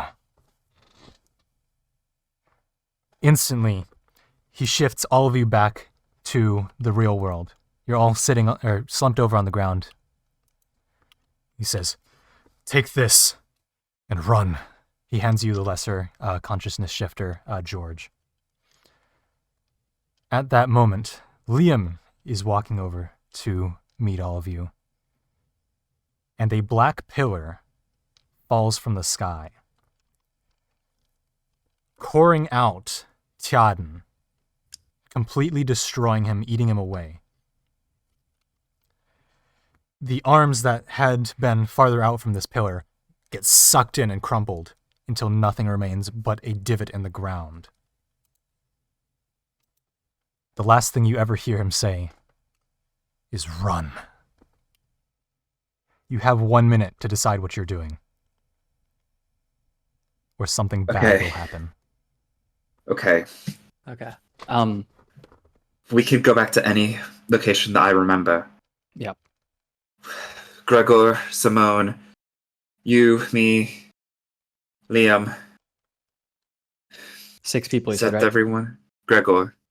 Gregor. That would be 6. Simone says, "What about the villagers?" We can't.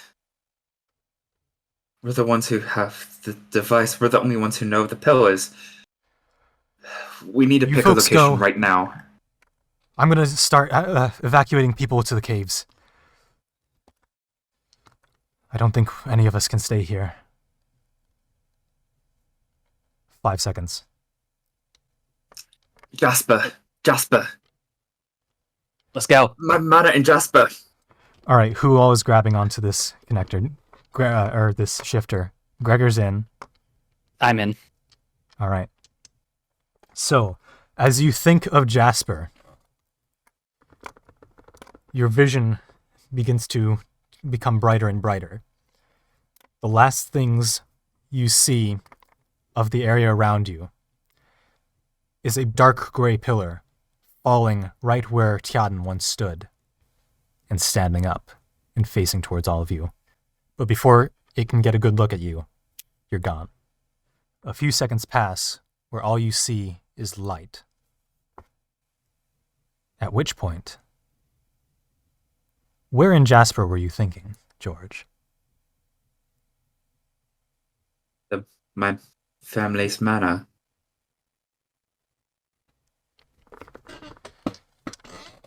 So, George, Pink, and Gregor.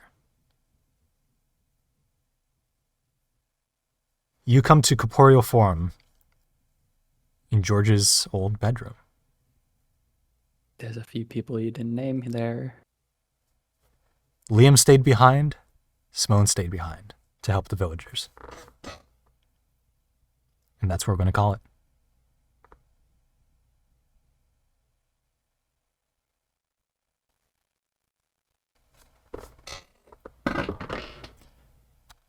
Welcome to the 3rd chapter of the campaign.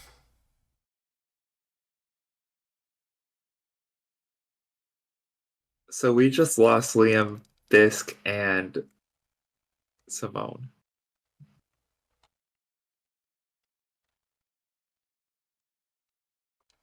Who knows what their fates are?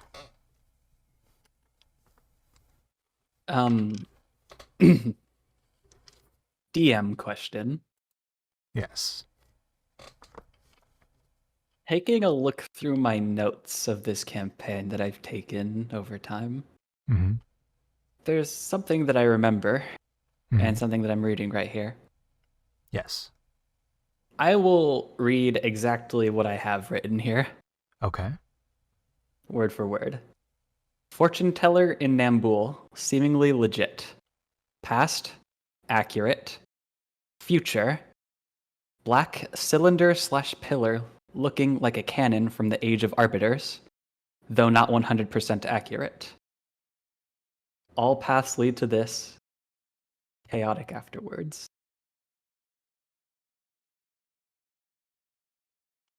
Seems like history has come to pass.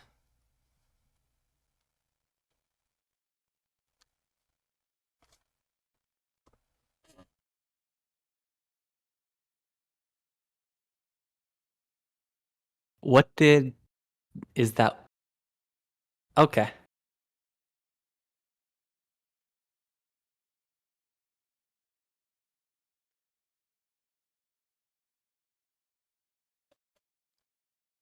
Luckily, you three escaped and don't have to fight a god. Yeah, I mean, good for us. We are in Jasper now. You are in Jasper now. We can TP whatever we want, though.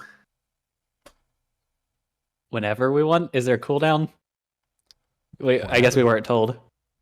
We weren't told. As Yeah. far as we know, we can just, as long as we can remember very distinctly, which is why I chose my home.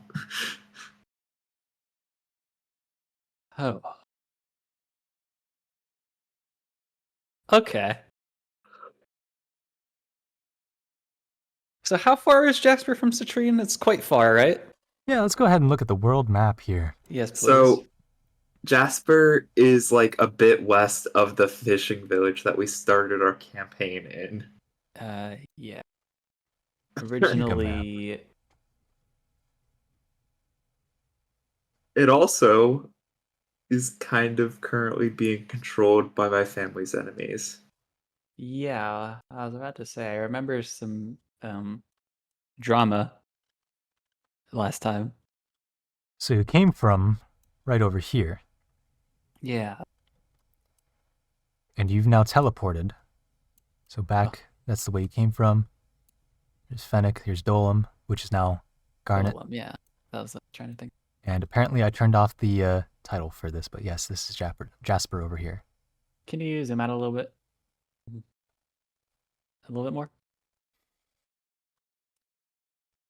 Yeah, that's what I'm trying to get at. Okay.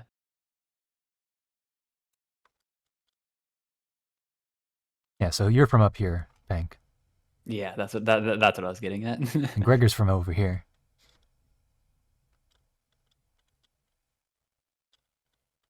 Okay. Yeah. Wow. We teleported quite a distance. Yeah. Retracing the entire steps of your journey in 6 seconds. All 2-3 weeks? Yeah. 4 weeks. 4 weeks, yeah.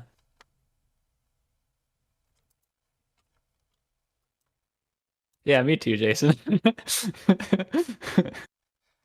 You know, at the beginning of this month in game, we were just in a salmon festival.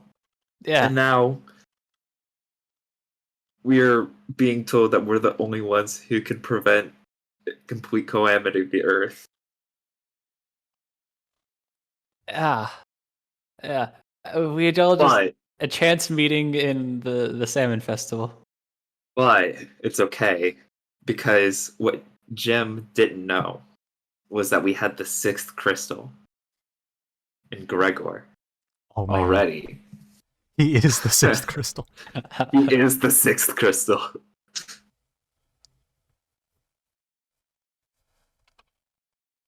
Maybe the real crystals were the friends we made along the way.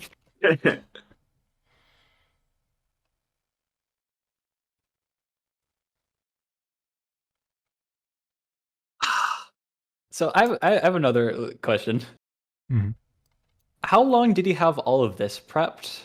Well, Since like, the is this beginning. new prep or is this old prep? literally like probably a handful of months before I even started the campaign, Oh, so you had everything up to this point prepped. and a little bit beyond, but yeah. Okay.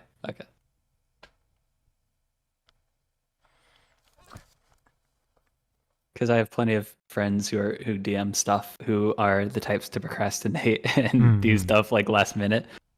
So I don't know how far in advance. Yeah, no, that's pretty. Yeah, I knew this moment was coming from the very start of the campaign. How it would have shaken out, I don't know. But yeah. So what would have happened if we won the fight against Tiaden? Yeah, that's... you would have been let out a little bit earlier and had more time to talk. To figure out what all is going on.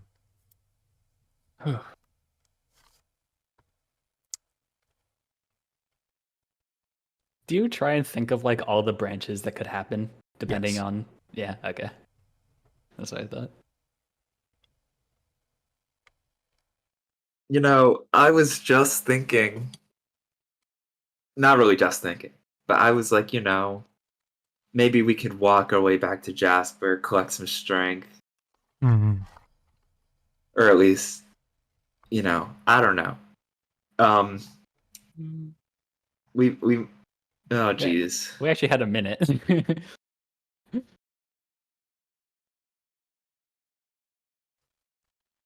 Now we're in your family manor. Which at this point is pretty much empty. They're devoid of like people. That's good for us. It's very good for us. We have to find our way to Smeraldi, Oradon, the Scorchlands, and the Abyss. Yep.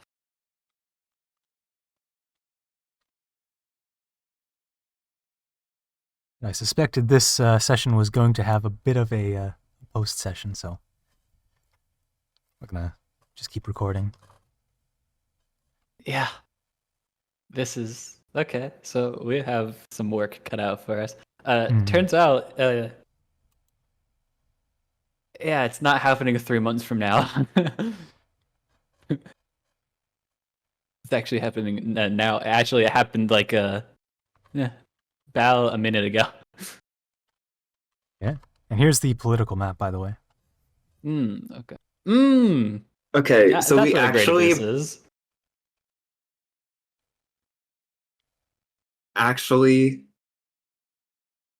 Jasper just puts us a boat ride away from Smeraldi then. Mm-hmm. So it looks like we're gonna fooling the world.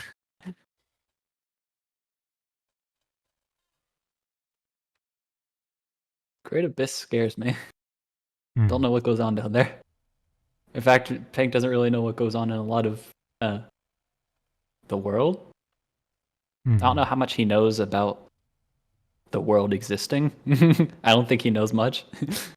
Yeah, if I recall, he explored this area of Edelstein Yeah, pretty a little much. bit. Didn't ever make his way to Jasper, but it pretty much Schloss Forest, I believe is, and kind of south and like, yeah. George has had even less exploring experience because he spent most of his life in Jasper. I mean, Pink spent 4 years exploring, so. Well, I keep forgetting that Pink is 8 years old and 4'8".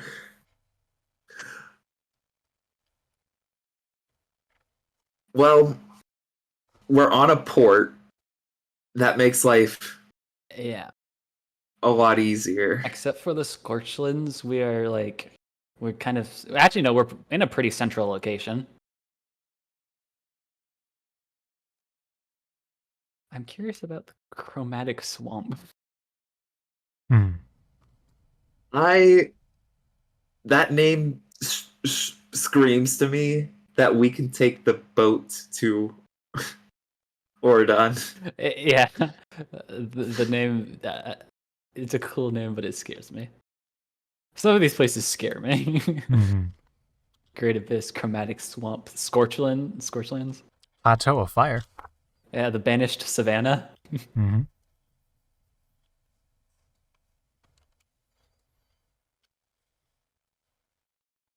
Okay. You've got some planning to do. Indeed, we do. How much Yeah, time will we so- have to plan? Probably not a lot. Yeah.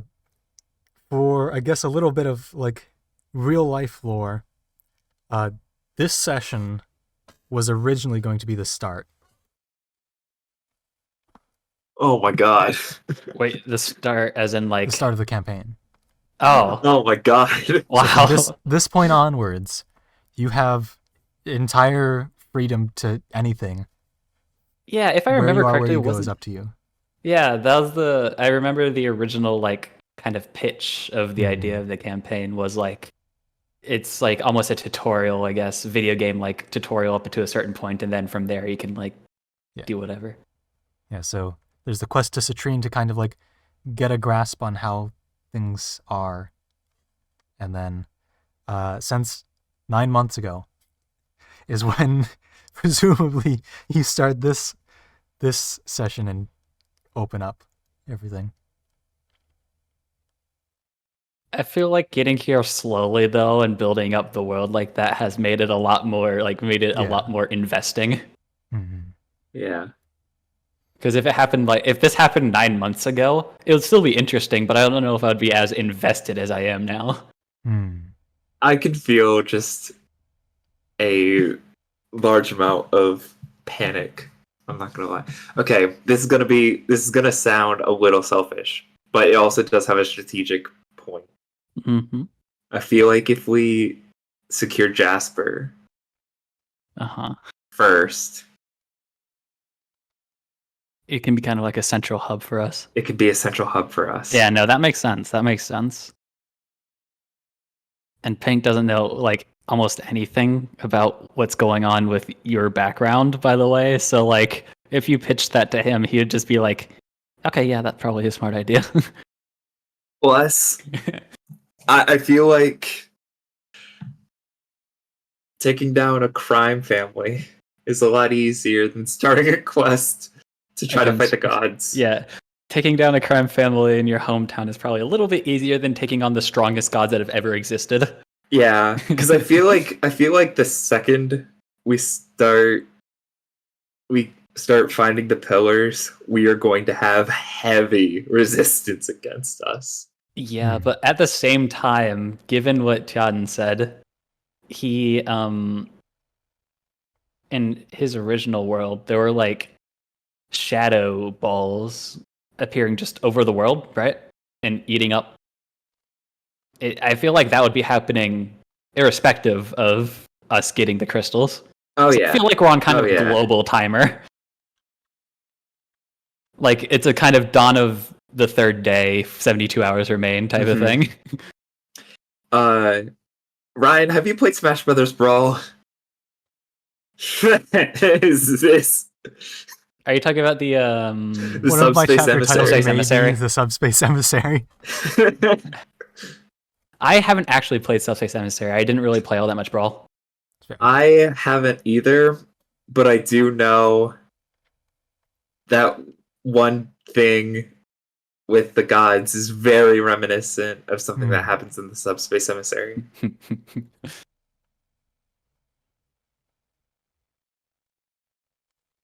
Okay, yeah, I guess securing Jasper would probably be a good first thing if it doesn't take longer than Forever. we would expect. Yeah, we would have to be quick about it.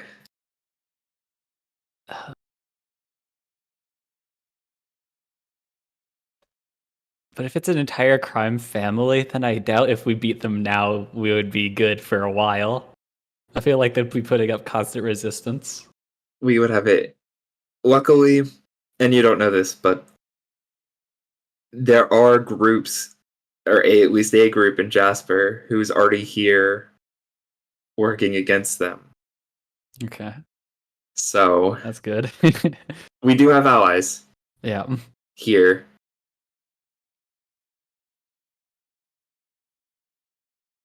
We are a Okay. bard and a ranger though, with a We are- Gregor. So I mean, but we do have Gregor, so we do have Gregor, so that's like 1,000,000 damage per round.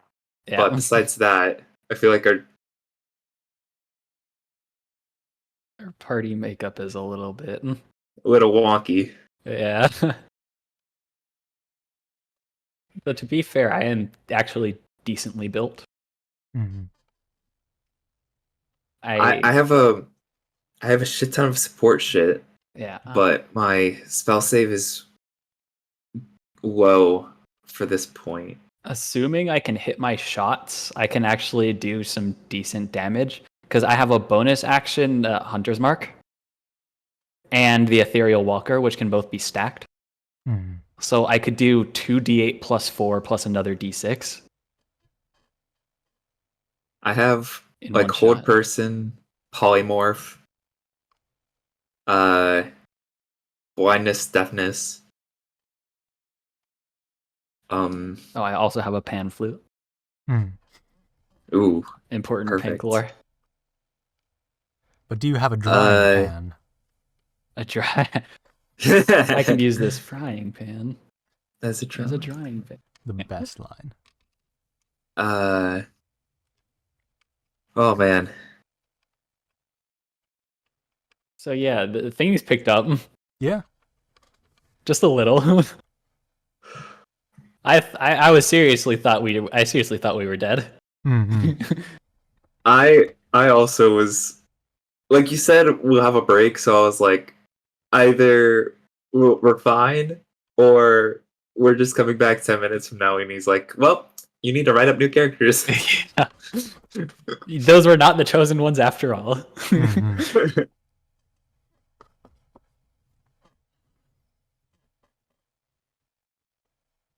Other sort of management things Yeah. are Ryan's still on indefinite break. Yeah. And Morgan, I've tried to ask Morgan about campaign stuff, but she's been radio silent since like May. So, Oh, wow. Okay.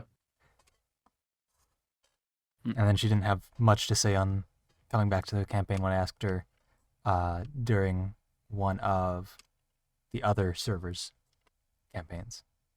Mhm. So, I'm just gonna mark her down as mystery, and we'll continue the campaign as is. Is that why Liam was left behind then? Yeah. Liam and I Simone figured stayed there's a behind. logistical reason for that. Mm-hmm. Well, she wanted Liam to stay behind to help the villagers. Yeah, yeah. And then Simone, if she was here, would have gone with you. But since she's radio silent, I don't know. They'll make their way eventually.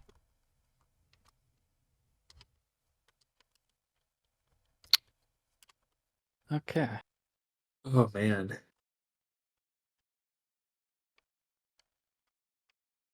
I know I'm still not over it. I'm not either. I have an entire day to worry about.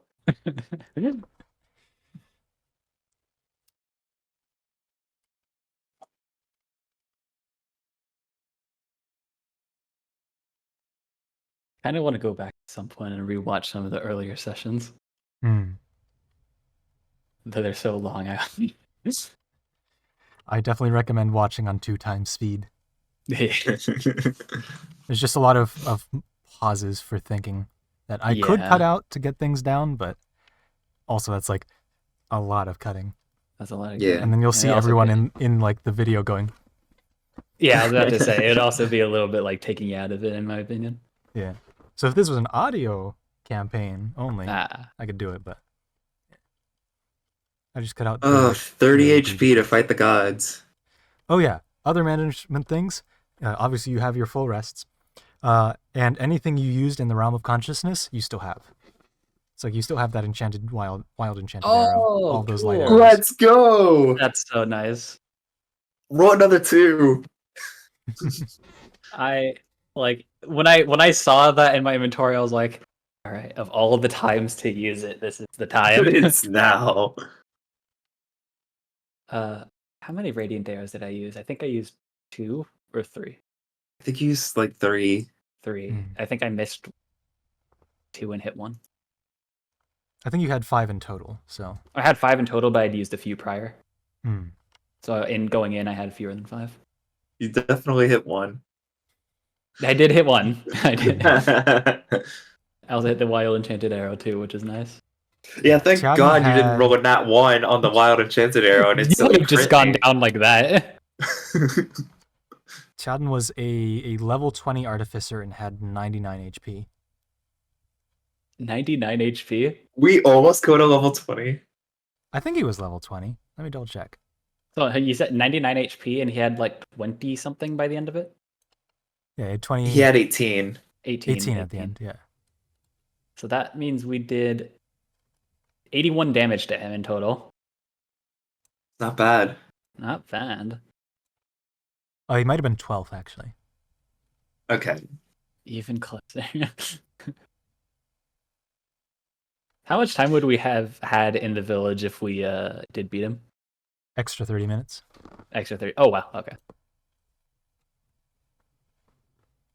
Yeah, because the work he was finishing that calculation on where the quartz were. So instead of you all waking up as soon as you defeated him, defeating the sort of like master of the domain, and just waking up instantly, he took the extra time to complete his work.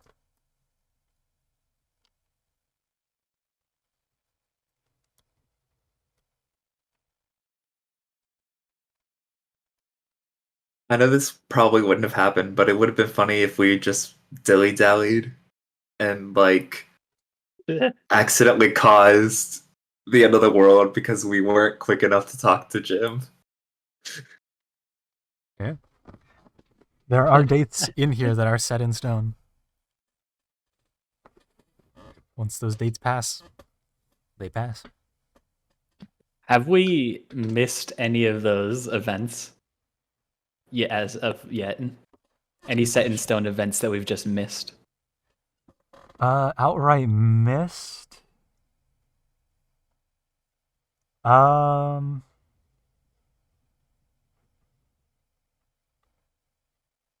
I'd say one by technicality.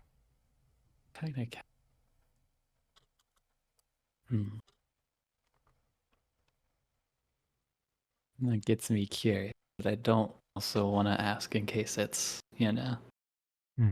spoiler, It's not hush hush. major spoilers, but If it's spoilers, I'm not going to ask.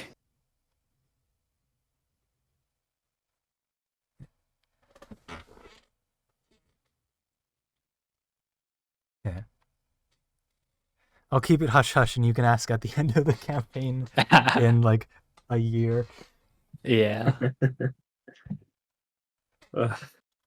I probably need to head out. Mhm. Oh my You gosh. got a birthday. Doing some stuff as well.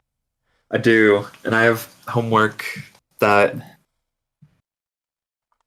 Oh, right. I just got to make Homework. it to Monday. Homework Mhm. is a thing. I forgot. Yeah. It's genuinely weird being out of college and just out of any Mhm. sort of schooling because it's just like, wow, I've just been working for the past 7 months. Yeah. Your free time is Alright. your free time. Yeah, exactly. Crazy. Okay. Goodbye, peoples. Bye See bye. ya.